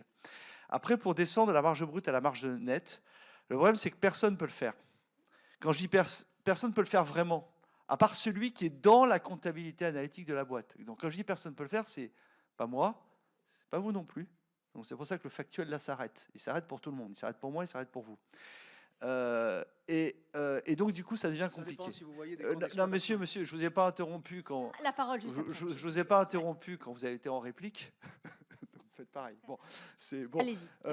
Donc vous voyez personne. Moi, je suis assez gentleman. Je dis ni moi ni Allez-y. vous. Bon.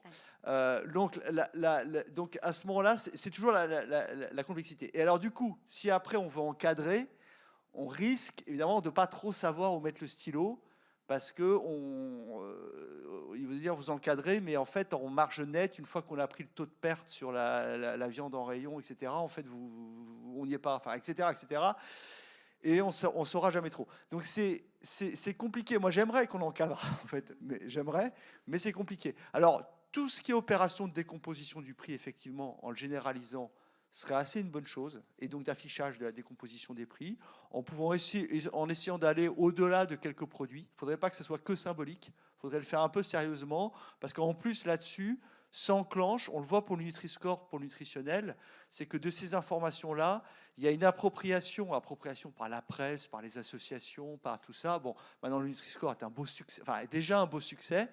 Et pareil, il y aurait une appropriation, donc il faudrait faire pour beaucoup de produits. Bon voilà, je réponds juste sur ces 2 points. Très bien, merci. Monsieur Carlier, qui est impatient de répondre. Monsieur Dauvert, qui est impatient de répondre. Non. Non. Non, mais Madame Diane avait demandé. Pardon. je Non, me- allez-y, monsieur. ouais, Dauvert. non, mais il faut. Je ne peux pas laisser dire qu'on n'a pas d'idée de ce qui se passe. Vous avez effectivement la marge brute, vous la voyez, ça s'appelle la marge commerciale, c'est facile à lire même dans un compte d'exploitation. Vous avez le résultat net, vous le voyez aussi. Et puis après, non, mais attends. Et puis après, vous avez ce qu'on appelle la semi-nette dans la distribution. Mais effectivement, si vous ne passez pas votre vie dans des magasins, vous ne voyez jamais la semi-nette. Je ne suis pas en train de vous dire qu'on ne gagne pas d'argent sur les fruits et légumes. J'ai commencé par vous dire que oui, c'était vrai, c'était le rayon le plus rentable. Mais on a la capacité de venir affecter les coûts de personnel, par exemple. On peut mettre de l'amortissement parce que vous avez du froid dans certains rayons, vous n'avez pas du froid dans l'autre. Donc, on peut regarder. Mais encore une fois, le sujet, ce n'est pas de dire qu'ils ne gagnent pas d'argent et qu'ils ne font pas des marges très fortes. C'est oui. Je voudrais répondre à 2 de vos points, Madame Gull, sur Egalim et l'inflation de Noël. On va l'appeler comme ça. Est-ce qu'Egalim a fait monter le revenu des agriculteurs ? Le lien de cause à effet, il est très difficile à démontrer de manière directe. Par contre, moi, je prends le truc à l'envers.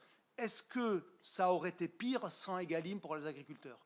Là, pour le coup, la réponse, elle est oui, parce que malgré tout, ça a introduit dans la négociation, même si ça n'est pas respecté dans 100% des cas, mais ça a introduit le principe que, bon, les gars, vous arrêtez de négocier le prix du lait payé à l'exploitant agricole, vous pouvez négocier le prix de la brique de lait, vous pouvez négocier le prix du transport, vous pouvez négocier le prix de ceci, le prix de cela, mais pas celui de la brique de lait, mais pas celui du lait, pardon. Donc, je le prends par l'absurde, ce qui n'est pas une démonstration intellectuellement hyper satisfaisante, mais malgré tout, c'est le début de quelque chose. Donc, oui, à mes yeux, Egalim a été utile à la cause agricole. L'inflation de Noël. Et là, il faut encore une fois faire la différence entre les sujets qu'on peut rapidement regarder et la profondeur des choses. Les distributeurs, le mois le plus rentable, c'est décembre. Voilà, c'est factuel. Est-ce qu'on en déduit que c'est parce qu'il y a des surmarges ou parce qu'il y a de l'inflation? Parce que c'est le lien de cause à effet qu'il faut chercher toujours. Ben, c'est juste que le panier d'achat des consommateurs, il se modifie. C'est que quand vous achetez de manière un peu caricaturale, je vais vous le faire, mais c'est ça qu'on voit. Quand vous achetez du poulet tout au long de l'année et qu'en décembre, vous achetez du chapon, le panier d'achat se valorise mécaniquement. Comme les marges s'expriment en taux et non pas en masse par produit, si vous faites 25% de marge sur un poulet, même un poulet fermier, ça sera toujours moins que 25% de marge sur un chapon.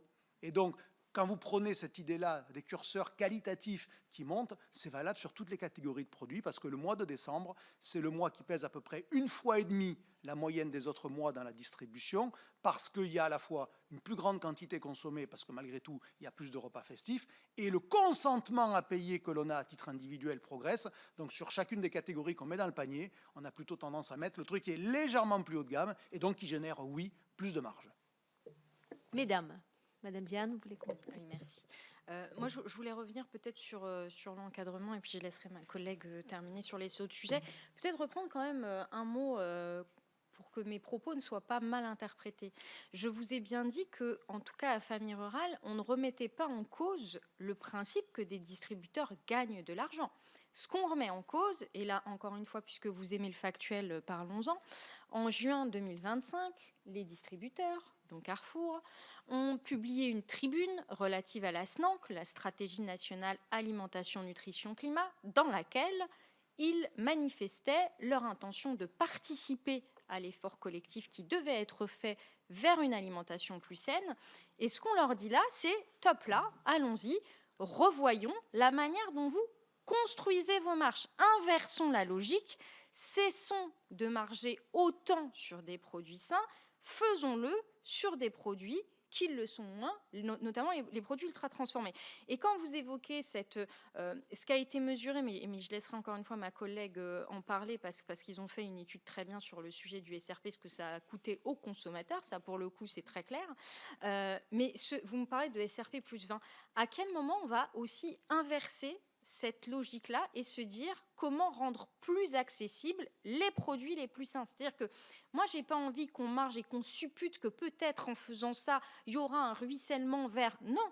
Et c'est la raison pour laquelle nous, avec plusieurs associations, ce qu'on soutient, c'est le fait qu'on sacralise une liste de produits sur lesquels les distributeurs qui, la main sur le cœur en juin, voulaient être partie prenante de la SNANC, le soient réellement et s'engagent non plus à plus faire de marge ou à moins faire de marge, à le faire différemment. Donc un encadrement, oui, mais avec une logique un peu différente, avec des éléments prouvés immédiatement. Si on permet du prix coûtant, encore une fois, ils ne perdent pas d'argent. Sur du prix coûtant, on ne perd pas d'argent.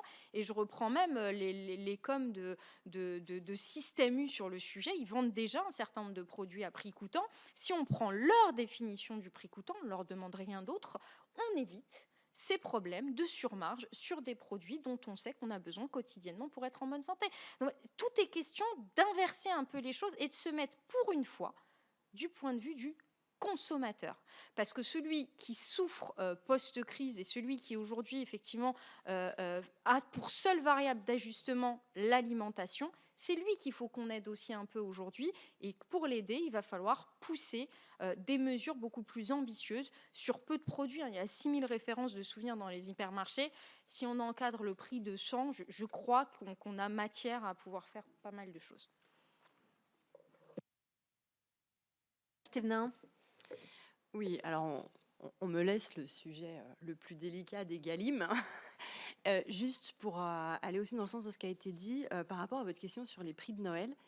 On a l'habitude à UFC Que Choisir de suivre. Alors, on fait les chocolats à Pâques, on fait les bonbons à Halloween, on fait les fournitures scolaires à la rentrée scolaire.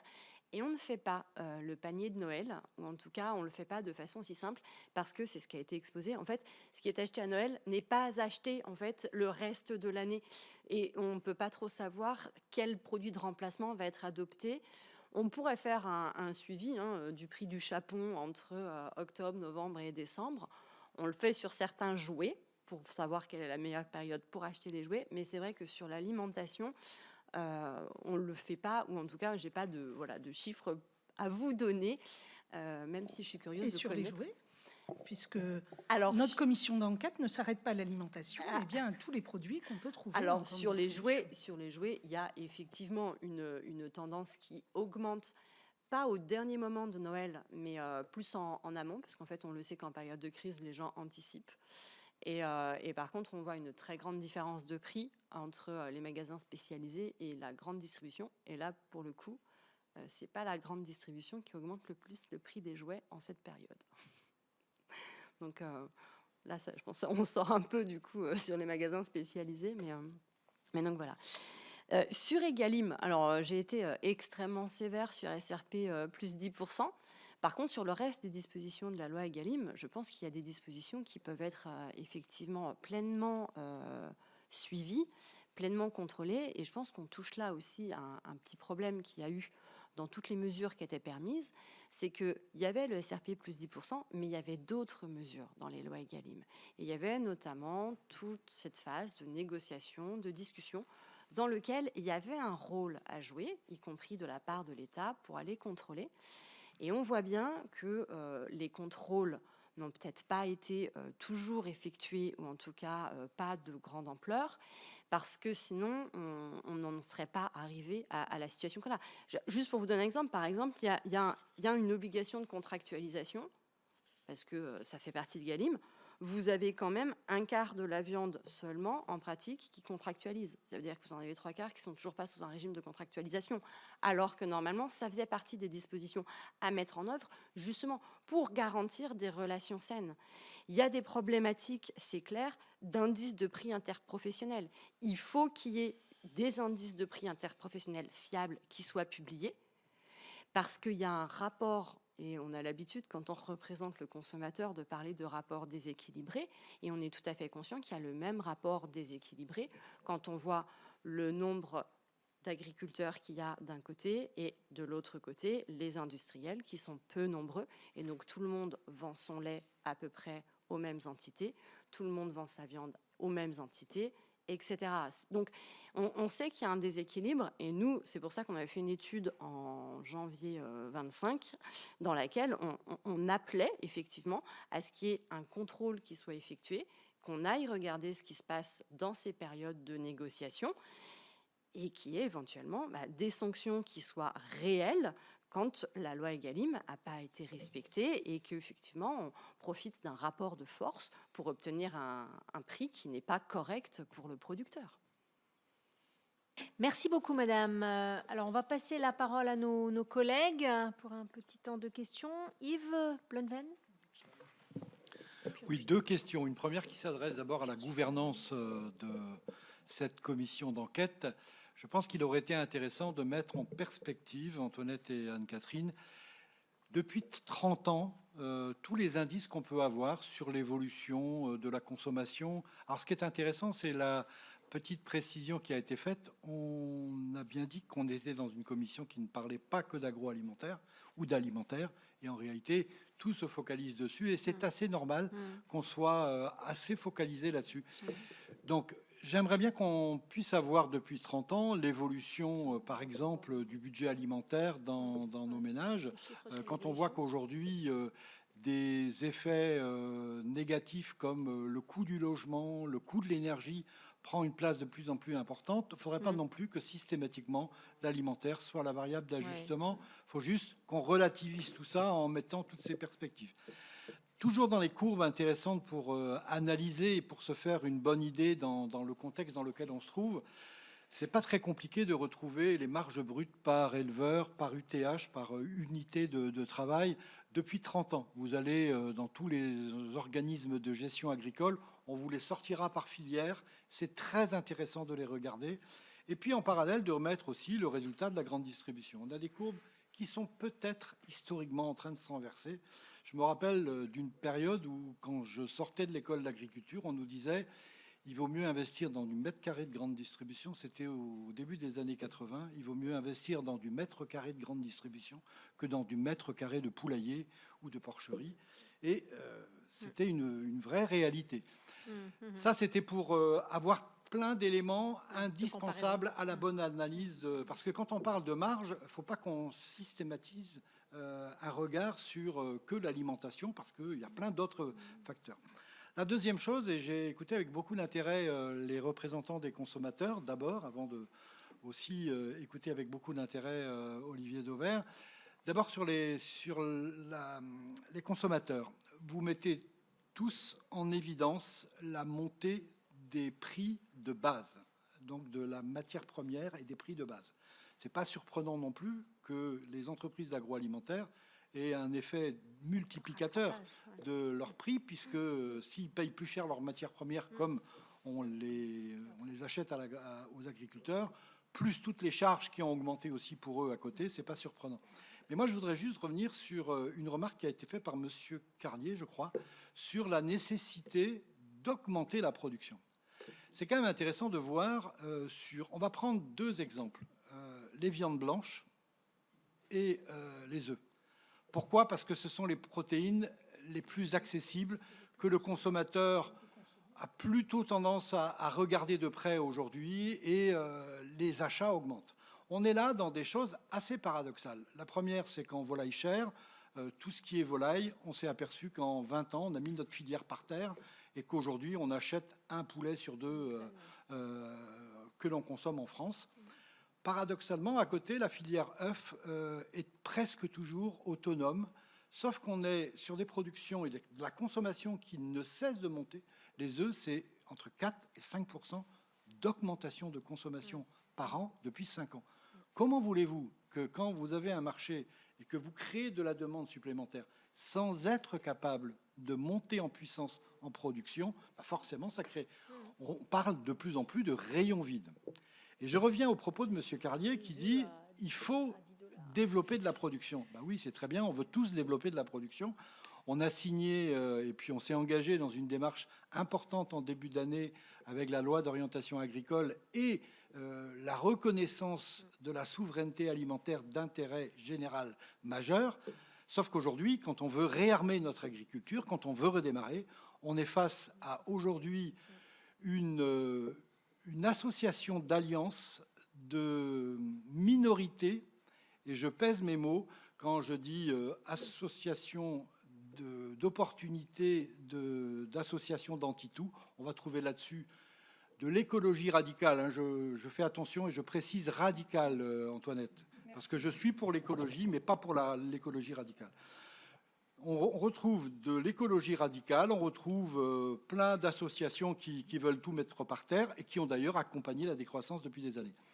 Est-ce que les mouvements de consommateurs pourraient s'associer, non pas d'opportunités, mais stratégiques avec la production pour nous aider à remonter la production?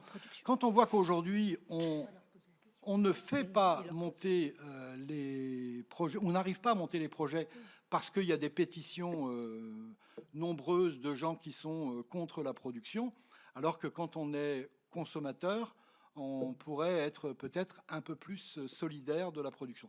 Et moi, j'en appelle aux associations de consommateurs à venir défendre, dans une logique de solidarité stratégique, la souveraineté alimentaire. Parce que chaque fois qu'on sera déficitaire en souveraineté, chaque fois, on aura le problème qu'on débat aujourd'hui de la montée des coûts, parce qu'on achète français chez nous, et moins on produit français, et plus ça fait monter les prix dans les supermarchés.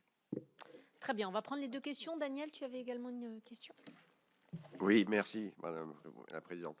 Ma première question, beaucoup ont parlé de produits sains. Moi, je voudrais qu'on m'apportiez à la définition, qu'est-ce qu'un produit sain? C'est ma première remarque. Deuxième point, pour prolonger les propos de mon collègue, il y a 30 ans, un ménage dépensait 30% de son revenu pour nourrir la famille. Aujourd'hui, en France, un ménage dépense 13% de son revenu pour nourrir la famille. Je dis ça pour montrer la place et l'évolution de l'agroalimentaire qui a pu se passer. Je préside avec ma collègue Anne-Catherine le groupe de suivi Egalim. Il y a un chiffre que nous avons mis en avant depuis le début, parce qu'on le suit depuis le début. Et dans notre dernier rapport, on a mis en évidence, et hier soir, il y avait une audition qui n'a rien à voir avec celle d'aujourd'hui, qui met bien en évidence ce qu'on a dénoncé début 2025. La France est en train de perdre pied sur les produits entrée de gamme et moyenne gamme. C'est-à-dire que la France, les consommateurs, nos citoyens ont de plus en plus l'assiette qui se vide et on est plutôt sur uniquement le haut de gamme.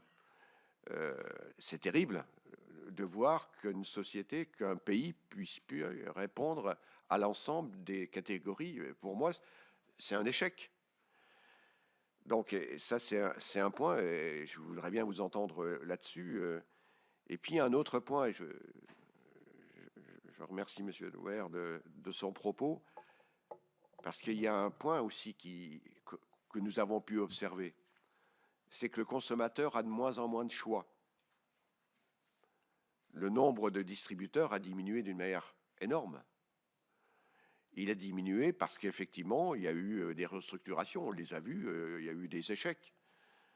Et ça a des conséquences, comme au niveau de la concentration de la production, au niveau des entreprises agroalimentaires. Et le dernier point que je voulais aborder, parce que c'est aussi un point, on parle beaucoup d'Egalim, c'est qu'effectivement, on a la loi Egalim. Les autres pays de l'Union européenne, parce qu'on est dans l'espace européen, n'ont pas de loi Egalim. Et pourtant, pour reprendre l'exemple du lait, moyenne du lait aux 1000 litres, c'est 50 € de plus qu'en France avec la loi Egalim. 50 € de plus. Et pourtant, ces pays sont en train, sur les entrées de gamme et moyenne gamme, en train de nous prendre des parts de marché. Et je voudrais terminer sur l'indice IPAMPA qui a été évoqué tout à l'heure. On ne parle pas de la même chose. Parce qu'un indice IPAMPA à la française, il n'a rien à voir avec un indice IPAMPA à l'Allemagne, aux Pays-Bas. Alors, je ne parle pas du Mercosur, je reste que dans l'espace européen. Et quelque part, est-ce qu'on n'a pas aussi la conséquence de choix et d'exigence du consommateur qui fait qu'on est en train de sortir des rails et qu'on est en train de mettre en fragilité la sécurité d'approvisionnement de nos consommateurs, de l'ensemble des revenus et des populations françaises. Réponse, mesdames, messieurs. Monsieur Dauvert. Deux, trois éléments sur les tendances. Effectivement, quand vous dites on est passé de à peu près 30% à peu près un petit 15% sur 30 ans, la réponse, c'est vrai. Après, mais ça se stabilise plutôt, si on le regarde là sur du moyen terme, en gros sur une dizaine d'années. Non, mais c'est la tendance. Non, mais que la tendance, elle soit au fait que c'est baissé beaucoup, c'est clair. Par contre, ce qu'il faut regarder, c'est ça qui m'intéresse. Sur en gros, les 10 dernières années, on ne baisse plus. Mais, la composante servicielle qui rentre dans la part que l'on consacre à l'alimentation progresse. Donc ça veut dire qu'en réalité, la part qui revient à la ferme France, elle est toujours en train de baisser, parce que quand on consomme à l'extérieur, il y a du service dedans. Quand on se fait livrer, il y a du service dedans. Et donc, en réalité, le sujet de l'affaiblissement de la ferme France par...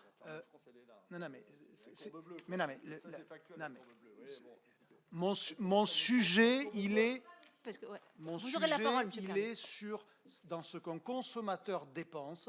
Je ne parle pas de ce qu'un agriculteur gagne, je parle de la dépense. Le chiffre consacré à l'alimentation ne baisse plus. Par contre, la composante servicielle dans ce chiffre progresse. Ça, c'est incontestable. Ensuite, il y avait un autre sujet sur le fait que l'alimentaire est une variable d'ajustement dans les budgets. Ça l'est malheureusement pour une raison quasiment mécanique. L'alimentaire va taper dans ce qu'on appelle en sociologie le reste à vivre, et que toute une part des dépenses préengagées, que ce soit le loyer, la santé, les transports, que sais-je encore, n'a eu de cesse de progresser. Donc, mécaniquement, quand vous avez le reste à vivre qui baisse, parce que les dépenses préengagées progressent, l'alimentaire, je ne vous ai pas interrompu non plus, je vais vous le renvoyer, merci.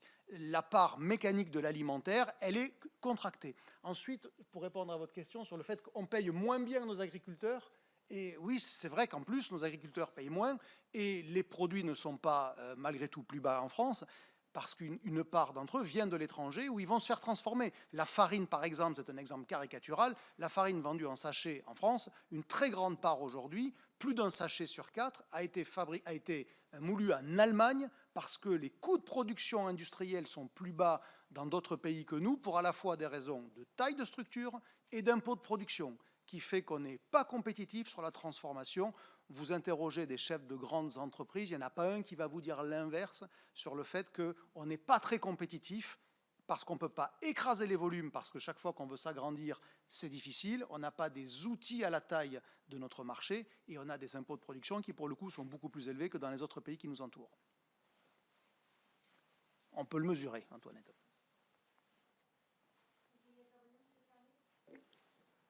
D'abord, c'est sur la question de la relance des capacités agricoles. Justement, je l'avais dit que de ça, il peut avoir tout un tas de thèses sur ce qui explique le problème de la baisse de capacité agricole et qu'est-ce qu'il faudrait faire.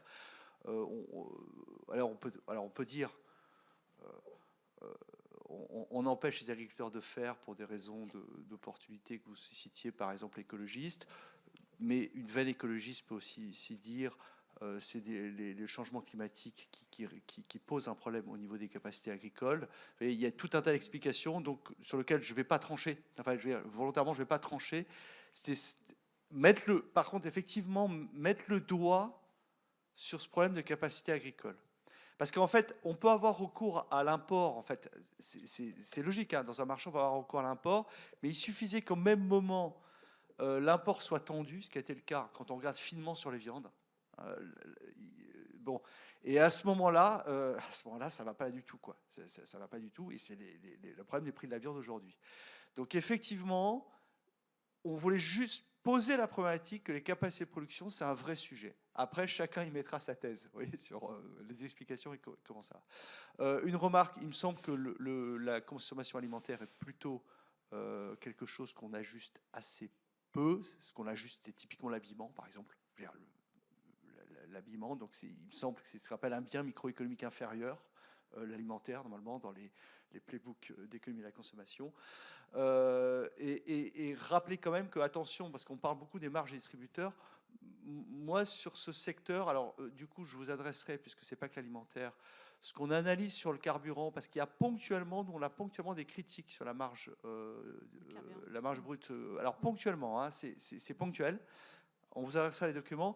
Mais sinon, je voudrais rappeler que sur l'alimentaire, pour nous, le sujet est quand même beaucoup les industriels. En partie parce qu'ils sont quand même concentrés. Et je rappelle qu'il y a eu des condamnations pour entente. Et d'ailleurs, alors à ce moment-là, c'est pas que sur l'alimentaire. Hein, c'est aussi sur dentifrice et produits d'hygiène. Hein. Donc là, il y a quand même une base factuelle qui est assez forte sur le questionnement des marges industrielles. Je vous remercie. Mesdames, est-ce que vous vouliez compléter ? Peut-être pour répondre notre définition de l'alimentation saine, elle est très simple. On a la chance en France d'avoir un PNNS, qui est un programme national nutrition santé, qui fait la liste des produits dont on a besoin pour aller bien. Et donc, partant de cette liste qui est faite par catégorie, pour nous, en tout cas à Famiral, l'alimentation saine, elle est déjà définie par les autorités sanitaires françaises. Et donc, on part de cette liste pour parler, notamment quand on a établi cette liste de 100 produits, on s'est inspiré des recommandations du plan national nutrition santé. Et effectivement, dans le PNNS, on ne recommande pas de manger bio, mais ce qu'on dit, c'est que c'est mieux de manger bio. Donc il y a également cette prise en considération de la valeur ajoutée du bio dans l'alimentation saine qui est préconisée. Et sur votre question, monsieur, moi j'ai envie de vous dire... producteurs, consommateurs, même combat sur un certain nombre de choses. Et là, j'en profite parce qu'on est face aux législateurs. Nous, on aimerait que vous poussiez aussi un certain nombre de mesures comme rendre obligatoire l'affichage de l'origine. Restez bien devant le micro, madame, parce que sinon on n'entendra pas bien vos propos. Je disais, en fait, on aimerait aussi que le législateur puisse intervenir à nos côtés sur l'affichage obligatoire de l'origine des produits, y compris dans les produits transformés. Enfin, ça, je pense que c'est un combat qui mériterait d'être mené conjointement. Effectivement, là où c'est un peu plus compliqué, on ne va pas revenir sur les débats autour de la loi du plomb, mais il y a certains sujets sur lesquels on ne sera pas forcément d'accord, mais il y a tellement d'autres sujets sur lesquels nos intérêts sont convergents que je ne peux qu'encourager ça. Et dans notre proposition qu'on a formulée avec d'autres associations sur les 100 produits, on a bien sacralisé la part qui revenait aux producteurs, qu'il ne fallait pas toucher à ça. On parle bien du reste. C'est-à-dire que voilà. Donc si ça peut vous rassurer, j'ai aucun souci à affirmer que c'est absolument pas une guerre de tranchées entre producteurs et consommateurs, que c'est très souvent, nos intérêts sont très souvent convergents. Vérifier s'il n'y a pas d'autres questions chez nos collègues. Bon, alors je vais vous redonner la parole à tous les deux. Alors Yves, s'il n'y a pas d'autres questions, je vais vous redonner la parole. Juste une petite précision par rapport à ce que vous venez de dire et par rapport à ce que vient de dire Monsieur Carlier. Moi, mon enjeu, il est aussi non seulement sur l'augmentation de la production, mais sur le renouvellement du parc d'élevage français. Et là-dessus, je pense qu'il faut qu'on soit vigilant on a aujourd'hui un parc d'élevage en porc, en volaille, qui est très très vieux, qui a besoin d'être renouvelé. Et aujourd'hui, même pour le renouvellement, c'est-à-dire sans parler de progression, on a du mal à mettre en œuvre ces élevages. Donc c'est important d'avoir une solidarité du consommateur et du citoyen. Daniel, tu voulais préciser? Oui, ma question sur le produit sain n'était pas sur la liste, parce que là, ce n'est pas un produit, c'est la santé, ce qui est complètement différent. Vous faites référence aux aliments nécessaires pour la santé, le bien-être. Moi, ma question, c'était sur le produit sain, puisqu'on est dans une commission d'enquête sur les produits. Quelle était votre définition? Donc, si j'ai bien compris, le sujet n'est... Parce que aujourd'hui, dans notre pays, il y a une confusion. On laisse penser... On est quand même le pays, la France, où on parle de malbouffe. Hein. Je dis ça, on a été le premier pays à parler de malbouffe. C'est pas d'aujourd'hui, hein, c'est assez ancien, qui a fait très mal. Et qui a eu des conséquences.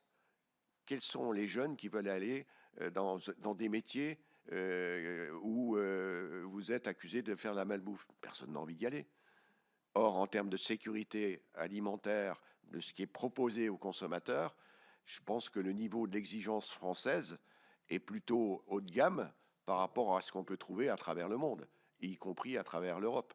Donc, c'est pour ça que je me permettais de poser la question sur les produits sains et qu'il n'y ait pas de confusion entre la qualité du produit par rapport à l'hygiène de vie, à ce qu'il y a dans l'assiette, sur les choix alimentaires nécessaires à une bonne santé.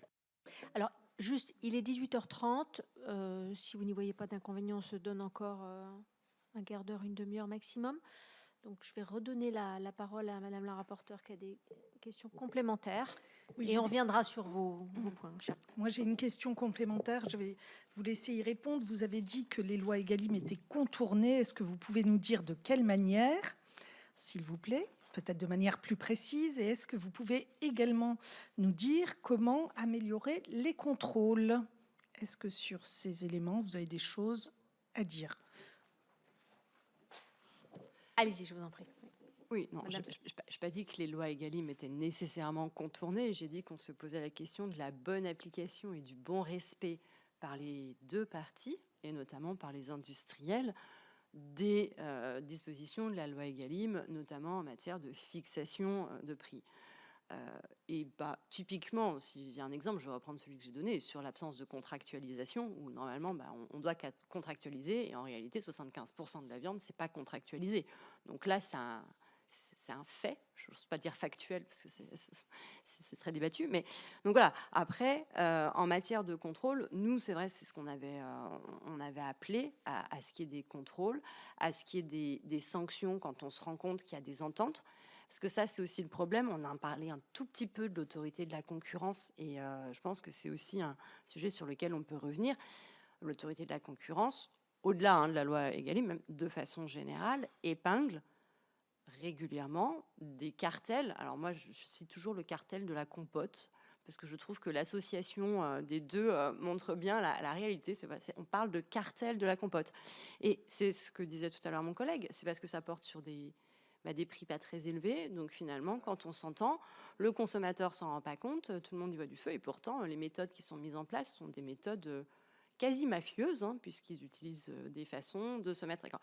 Voilà, donc je pense que peut-être que du côté de l'autorité de la concurrence, vous aurez quelques indices pour vous donner aussi une idée sur l'entente des prix, qui va très très au-delà d'Egalim. Là, pour le coup, je suis sortie du sujet d'Egalim, mais sur une entente pour les industriels. Et voilà, j'ai cité le cartel de la compote, il y a celui aussi de l'électroménager, enfin, il y en a dans beaucoup de domaines. Pour en revenir sur les contrôles, nous, on avait surtout pris position l'an dernier, quand il y avait commencé à y avoir des discussions assez houleuses sur le revenu agricole, pour rappeler que ce n'était pas que sur le consommateur que pesait la responsabilité, et qu'il y avait dans le jeu des négociations un jeu de transparence qui n'était peut-être pas joué. En tout cas, on n'a pas accès aux chiffres. Donc à partir du moment où il n'y a pas de publicité, il n'y a pas d'indice, on ne sait pas. Donc on est vraiment, on s'interroge. Et donc je pense que s'il y avait une publication des conditions de négociation commerciale, tout simplement. Non, mais voilà, mais moi, j'ai pas peur de rêver un peu à voix haute. Et je pense que ce serait une transparence. Le libéralisme n'a pas à avoir peur de la transparence. Je pense que les deux mots peuvent fonctionner ensemble et qu'au contraire, ça nous permettrait de vérifier que le marché économique a joué son rôle dans le respect des règles qui sont fixées. Je vais me permettre de vous poser une question complémentaire par rapport à ce que vous venez de dire. Les prix sont fixés par le distributeur, hein, c'est lui qui affiche les prix en rayon, c'est pas l'industriel. Donc, comment est-ce que vous analysez les choses et par rapport à ce que vous venez de nous dire, comment est-ce que vous analysez la montée en puissance des marques distributeurs, justement? C'est aussi une question à M. Dauvert tout à l'heure quand vous nous parliez effectivement des prix qui sont capés, on va dire. Alors, quand je parle justement de la publicité des négociations commerciales, je parle des négociations qu'il y a entre les producteurs et les industriels, pas les négociations commerciales qu'il va y avoir entre les industriels et effectivement les distributeurs, puisque c'est bien le distributeur qui doit fixer le prix. Ça, c'est mon premier point. Oui, non, mais après, voilà, oui, mais il y a une histoire de ruissellement et d'absence de ruissellement, on est bien d'accord. Sur le succès des marques distributeurs, les marques distributeurs ont trouvé le créneau sur lequel il y avait un vrai vide et ont su se positionner dans le prolongement de marques nationales qui étaient identifiées et reconnues par le consommateur. Il y a 30 ans, on n'avait que certaines marques de gâteaux en tête et on assimilait certains types de biscuits au nom de la marque. Je peux dire Pépito, Finger, etc.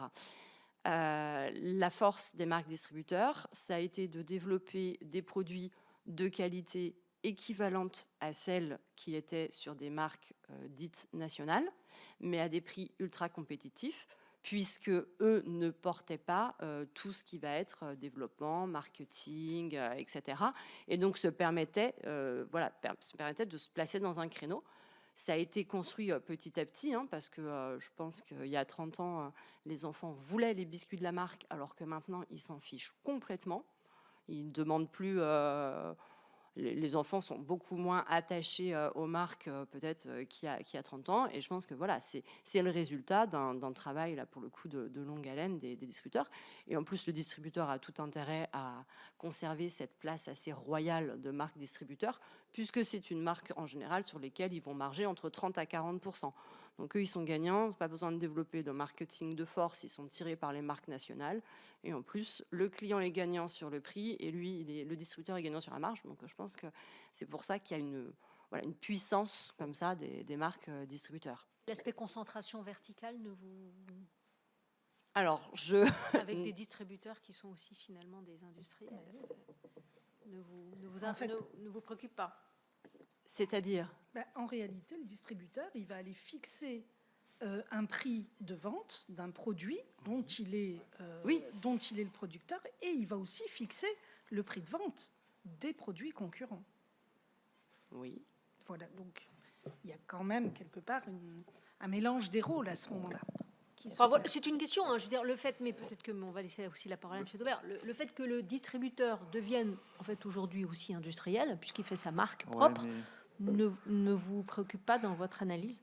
Enfin, vous ne l'avez pas évoqué, donc c'est pour ça que je vous pose la question. Alors non, ça ne nous a pas préoccupés. Un élément d'analyse, c'est que justement, dans les cas de condamnation par l'autorité de la concurrence, c'était quand il n'y avait que des pure players industriels.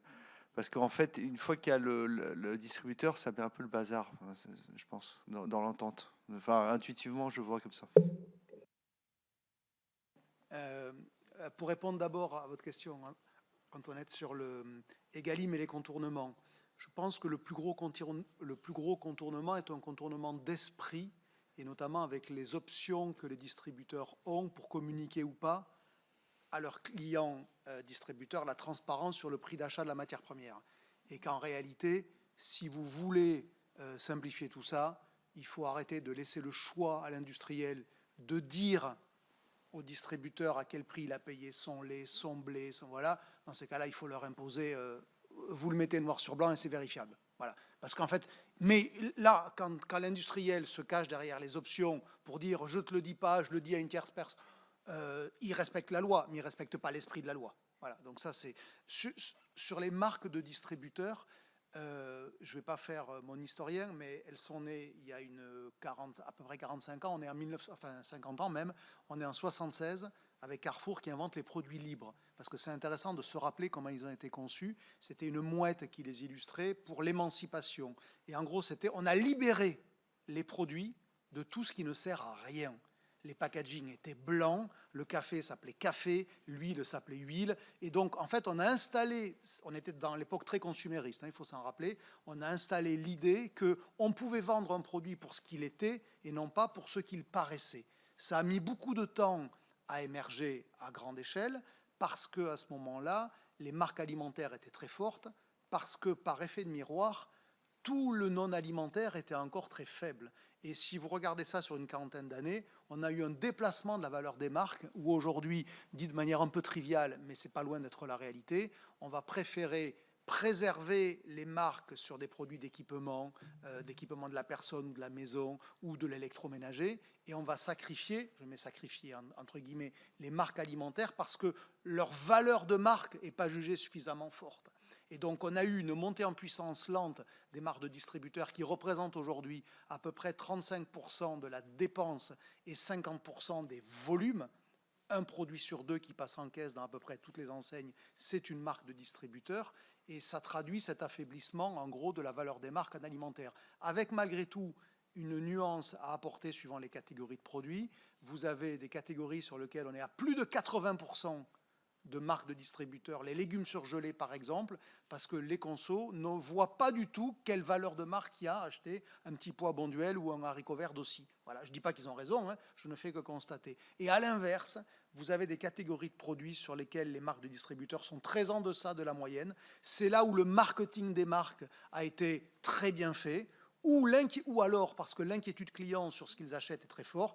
Par exemple, tout ce qui est produit de baby food et baby care, donc produits bébé, alimentation ou hygiène, les marques de distributeurs sont très en deçà parce qu'il y a cette inquiétude. Les produits de rasage, c'est très en dessous aussi parce que la valeur de marque, elle a été cultivée par des années de communication en vous disant la 6e lame de Gillette, elle passe après la 5e, après la 4e, après la 3e, après la seconde, après la première. Mais comment ils font? Carrefour ne peut pas être capable de faire une lame, enfin un rasoir 6 lames. Ben, si, mais sauf qu'il n'en a pas la légitimité. Et donc en réalité, vous voyez derrière cette moyenne de 35 en chiffre d'affaires et 50 en volume, il faut le dissocier parce qu'il y a vraiment la pâte à tartiner Nutella. Je vous prie de croire que les distributeurs, ils pèsent rien à côté, à rien. On est très en dessous de la moyenne, parce que la valeur de marque, elle est très forte. À tort ou à raison, mais c'est comme ça. Phénomène de concentration verticale, vous l'analysez oui, comment? Alors, je comprends le sens de la question, mais je voudrais quand même vous apporter un élément, là aussi, strictement de fait. Il n'y a qu'Intermarché qui est verticalisé.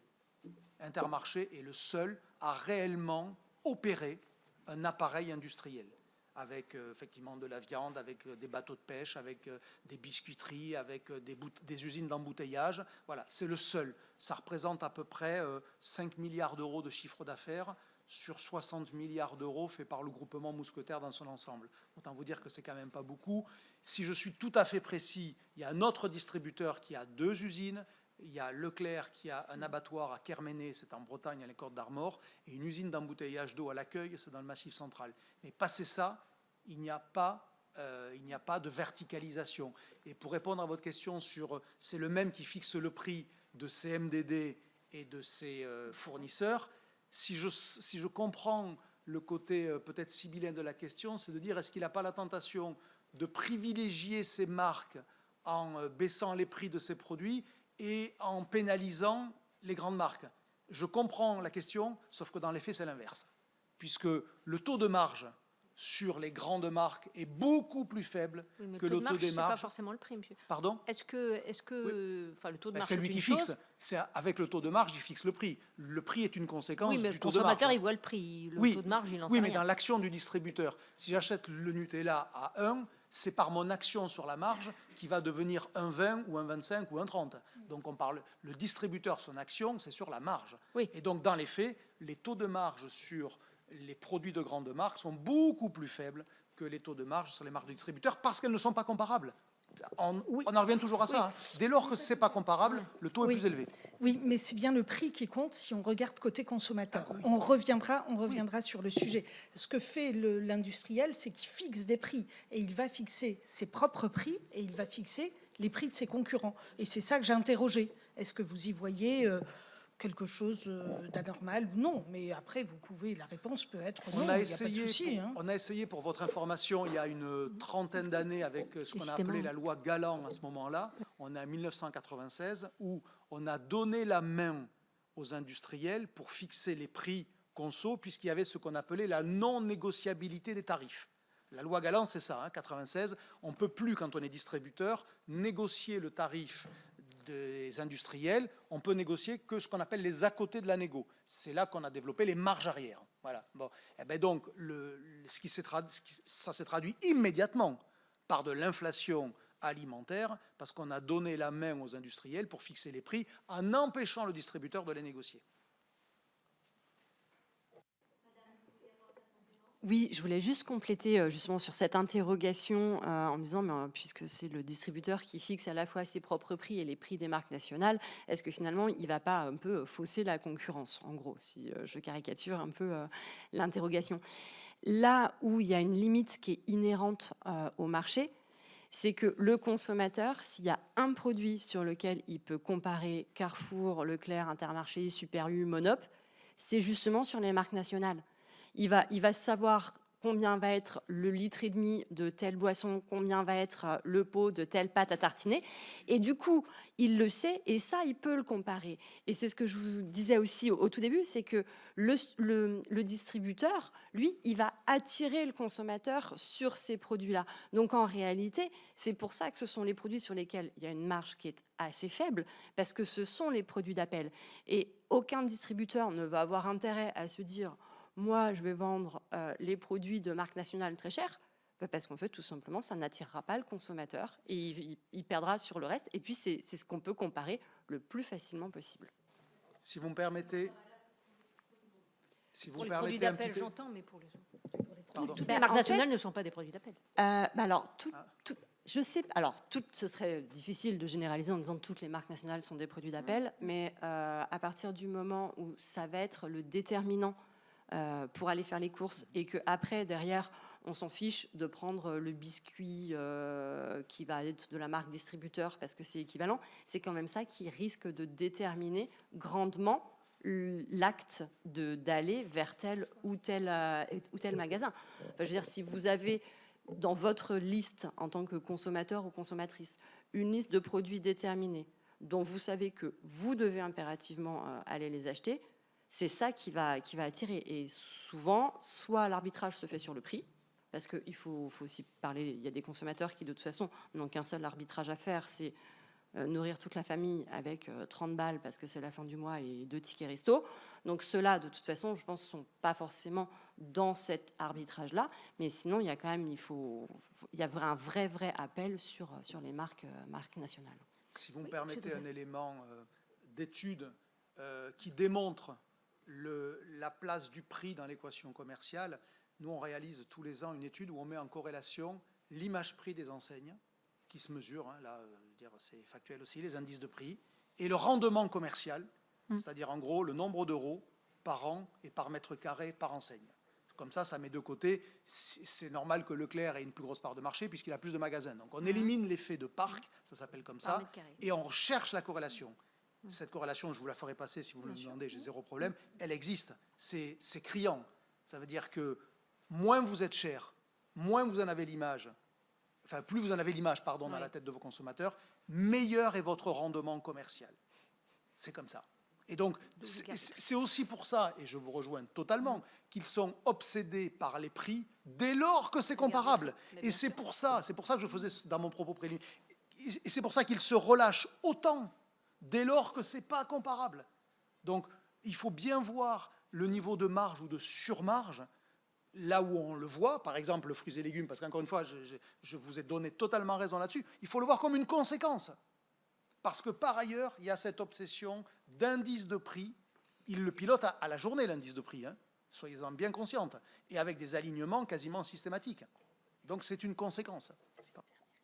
Alors, on va donner la parole à Madame la rapporteure pour sa dernière question, et puis ensuite, on viendra vers vous, Madame Ziane. J'ai une dernière question à vous poser, puisque vous n'avez pas évoqué la question des centrales d'achat à l'étranger. Or, souvent, lorsqu'on parle de marge, c'est le sujet qui arrive. Là, on est presque à 2 heures de discussion et de débat. Donc, est-ce que sur ce sujet-là, vous avez des éléments à nous apporter ou des remarques à faire? Alors, Monsieur Dauvert. Les centrales d'achat à l'étranger, il y en a de 2 types. Vous avez des centrales d'achat et des centrales de services, et dont il ne faut pas mélanger les 2 fonctions. La centrale d'achat, pour faire très simple, on va prendre l'exemple de Leclerc, qui achète avec Ahold Delhaize, qui est le leader du Benelux, et avec Rewe, qui est une enseigne leader en Allemagne. Le but étant de massifier les volumes négociés avec, selon les centrales, parce que le chiffre n'est pas le même, 50, 60, 70 grands fournisseurs. Et donc là, on est dans du rapport de force entre mastodontes. On va chercher des points d'amélioration, parce que quand vous améliorez, admettons, d'1 point la négo avec Coca-Cola, c'est énorme en termes de masse négociée. Donc ça, on est sur du rapport de force où on se fout sur la gueule, pardonnez-moi l'expression, mais c'est des géants qui se bastonnent entre eux. Et après, vous avez ce qu'on appelle les centrales de service, qui sont des centrales où, en gros, là, on va tenter, et là, c'est des pompes à fric, hein, pour être totalement clair, hein, on va monnayer, par exemple, des informations, de la data, où on va revendre aux industriels des informations de type sortie de caisse, en leur donnant une valeur extraordinaire. J'utilise le mot au sens premier du terme, mais tant qu'il y a quelqu'un pour acheter un truc, même si c'est hors de prix, celui qui le vend a raison de le vendre. Pardonnez-moi pour le cynisme, mais on n'est pas en train de parler, là, entre un grand distributeur et un petit paysan du Gers. On est en train de parler de Ferrero contre Leclerc. Voilà. Donc il faut bien dissocier les 2. Hein. À négocier dans des centrales d'achat à l'étranger. Je pense que ce phénomène, en tout cas, on y sera attentif. La liste des... D'ailleurs, elle sort là petit à petit parce que les négos sont en cours. Après, si la définition d'une PME, c'est 50 millions, il va falloir me la trouver. La PME qui négocie à Bruxelles. Hein. Voilà, il va falloir me la trouver. Parce qu'on a la liste. Elle sort, par exemple, on a eu Everest récemment dont on a la liste. Effectivement, il n'y a pas que Coca-Cola, mais il y a 50 membres, je crois. Et quand vous regardez, parce que c'est quelque chose que l'on publie les uns les autres, ce qu'on appelle le top 75 dans notre métier de la grande conso, le top 75, c'est les 75 plus gros fournisseurs de la grande distribution. Vous n'avez pas de PME, hein. Il ne faut pas se tromper. Mais après, peut-être que c'est une affaire de seuil. Peut-être que la PME, on la met jusqu'à 500 millions. On peut, voilà. On va regarder ça plus précisément. Moi, j'avais juste un petit sujet pour rebondir sur tout ce qu'on vient de dire sur cette guerre des prix. Si vous aviez des positions par rapport au système de publicité comparative, hein, qui inonde nos médias, si vous avez des remarques particulières ou si pour vous, ça fait partie de la saine concurrence. Pour qu'il y ait une vraie publicité comparative, il faut que les produits comparés soient réellement similaires. Ça, c'est la première des choses. Et donc, à partir du moment où on n'est pas sûr d'être sur la même recette, et on a parlé un peu de produits sains, de produits transformés, et là, pour le coup, on le voit avec le Nutri-Score, hein, on peut être étonné, on découvre qu'il y a des chips qui sont en B, il y a des chips qui sont en C, il y a des chips qui sont en D, donc c'est bien que c'est pas la même recette. Donc moi, sur la publicité comparative, j'ai toujours beaucoup de réticence, parce qu'il faut vraiment que ce soit sur strictement le même produit. Donc dans ces cas-là, c'est-à-dire qu'on est sur de la marque nationale, et puis on est sur un magasin qui nous dit, moi je le vends moins cher, tel produit. Mais si on est sur des produits qui vont être équivalents, je me méfie de ce qu'on entend par équivalent, parce que l'information du consommateur n'est portée que sur le prix, parce que le but, c'est juste de dire, nous, on est 10, 20, 30, 40 centimes moins cher, alors qu'on n'est pas du tout sûr d'être sur exactement la même quantité. Et je pense que vous avez entendu parler de la shrinkflation et tout ça, qui avait été dénoncé notamment par d'autres associations. Donc il y a ce phénomène-là, il y a déjà juste la quantité, et puis il y a le problème de la recette. Il y a le problème aussi de l'origine, on en a parlé un tout petit peu, hein, mais l'origine des produits. Comparer deux boîtes de conserve de légumes pour couscous, il y a une différence. Il y en a une dont les légumes viennent de France et l'autre, les légumes viennent de... Et là, ce n'est pas une blague, hein, certaines boîtes indiquent origine UE/non UE. Bon, en gros, ça vient de la terre. Ça reste rassurant, mais en termes d'information du consommateur, on a connu mieux. Donc, ce que je veux dire, c'est que ça peut paraître comme étant à chaque fois du détail, mais tout ça, c'est très important pour le consommateur parce que c'est toujours vers lui qu'on va se tourner en disant qu'il n'a pas fait les bons choix. C'est lui qu'on va essayer de culpabiliser, alors que finalement, il ne dispose pas de beaucoup d'informations. Donc voilà, sur la publicité comparative, ce qu'on peut Pas de dire. préciser. Voilà. Ça pourrait faire l'objet de précision. Monsieur Dauvert. Sur la pub comparative, historiquement, elle était obligatoirement sur le même produit, le même libellé, le même grammage. Donc un pot de Nutella de 630 grammes face à un pot de Nutella de 630 grammes dans une autre enseigne. Depuis une quinzaine d'années, pardonnez-moi l'approximation, mais c'est dans un cadre européen, on peut désormais comparer les unités de besoin. C'est ce qui a permis de développer la publicité comparative, par exemple, entre marques de distributeurs. Comparer un yaourt Carrefour et un yaourt Leclerc, avec une zone d'interprétation qui dit que ça doit être comparable. Toute la question est qu'est-ce que la comparabilité? Par contre, sur le poids, ça doit être pareil, on n'a pas droit de recalculer en prix au litre ou en prix kilo. Et l'air de rien, parce que ça a des vertus aussi, à toute chose malheur est bon, le fait qu'on ait libéralisé quelque peu cette publicité comparative à l'unité de besoin, ça a permis de voir apparaître de la publicité comparative sur les fruits et légumes. Par exemple, on a Carrefour aujourd'hui, qui est un gros utilisateur de publicité comparative sur les fruits et légumes.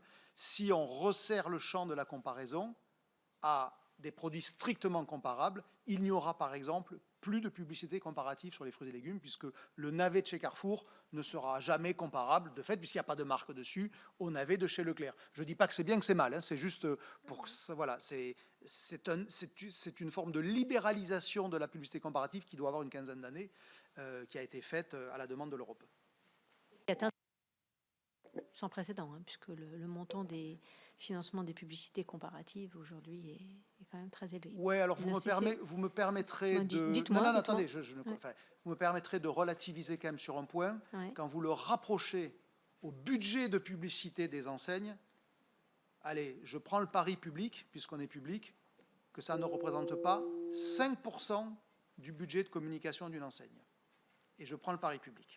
Donc ça pose des questions, M. Dauvert, sur, tout à l'heure on parlait des dividendes, ouais. Ça pose quand même une question sur effectivement les investissements qui sont faits par les distributeurs en matière Kantar Media de publicité. Non mais c'est un chiffre public. Là on va pas le faire au doigt mouillé. Kantar publie tous les ans les investissements publicitaires. Alors c'est du brut, mais comme c'est du brut pour tout le monde, on peut dégrader le taux de négo net, c'est pas difficile à faire. Donc, mais pour tous les secteurs. On sait qui est le premier annonceur français, le premier annonceur en automobile, en distribution. Tout ça, ce sont des chiffres qui sont à votre disposition. Hein, mais les distributeurs sont passés devant l'automobile. Oui, bien sûr, bien sûr. Non, mais oui, mais bien évidemment. Mais je veux dire, moi, j'en tire ni un bien ni un mal. Non, mais ça mérite d'être analysé. Donc bien sûr, bien sûr. Mais ça participe à cette espèce de communication permanente et de compétition permanente entre eux, parce qu'effectivement, faire venir des clients chez soi est aujourd'hui beaucoup plus difficile qu'il y a 20 ans, ne serait-ce que pour une raison, là aussi, qui se mesure, c'est qu'il y a plus de magasins, il y a plus de mètres carrés commerciaux, donc il n'y a pas beaucoup plus de consommateurs, puisque la démographie n'a pas progressé autant que le nombre de mètres carrés, donc ben, évidemment, ils font tout ça danse du ventre. Très bien, est-ce que tu as encore des questions? Est-ce qu'il y aurait encore... Oui, Madame Diane, je vous en prie. Pardonnez-moi, mais j'ai juste une remarque quand même en nous écoutant les uns les autres. J'ai envie de vous dire que je vais ressortir d'ici encore plus convaincue que sans un encadrement législatif, on n'y arrivera pas. Voilà, c'est tout ce que je voulais vous dire, parce qu'en fait, si on compte sur la bonne volonté des distributeurs, si on espère un jour avoir un peu plus de transparence, je pense qu'on se reverra souvent. Voilà. Bon, ben, je crois qu'on... c'est la règle. Je partage totalement, parce que je suis un militant, certains le savent ici, de tout un tas d'obligations, notamment sur l'origine, qui devraient s'imposer aux distributeurs, aux industriels. Donc je ne voudrais pas, si jamais ça doit être le cas, que vous m'imaginiez comme un affreux libéral. Il y a des tas de sujets sur lesquels je ne cesse d'harceler les parlementaires depuis déjà de très nombreuses années pour que leurs mains et leurs bras ne faiblissent pas au moment d'encadrer. Tu veux intervenir ? Non, je voulais juste vous remercier, puisqu'effectivement, autant de questions que nous nous sommes posées. Vous êtes notre première table ronde et c'était très intéressant. Je vous remercie tous les quatre, mais j'imagine que la présidente voudra également le faire. Oui, non, mais merci beaucoup. C'est vrai que là, vous avez ouvert beaucoup de champs de réflexion et c'était effectivement important de vous rencontrer. N'hésitez pas à nous faire part de toutes les contributions écrites complémentaires que vous jugerez utiles et pertinentes. Merci vraiment beaucoup à vous. Et j'en profite pour redire à mes collègues que nous nous revoyons demain à 10h30 pour la suite des auditions de cette qui démarre voilà, sur les chapeaux de roue, hein, cette commission d'enquête, puisque c'est intensif. Merci encore à vous, mesdames, messieurs.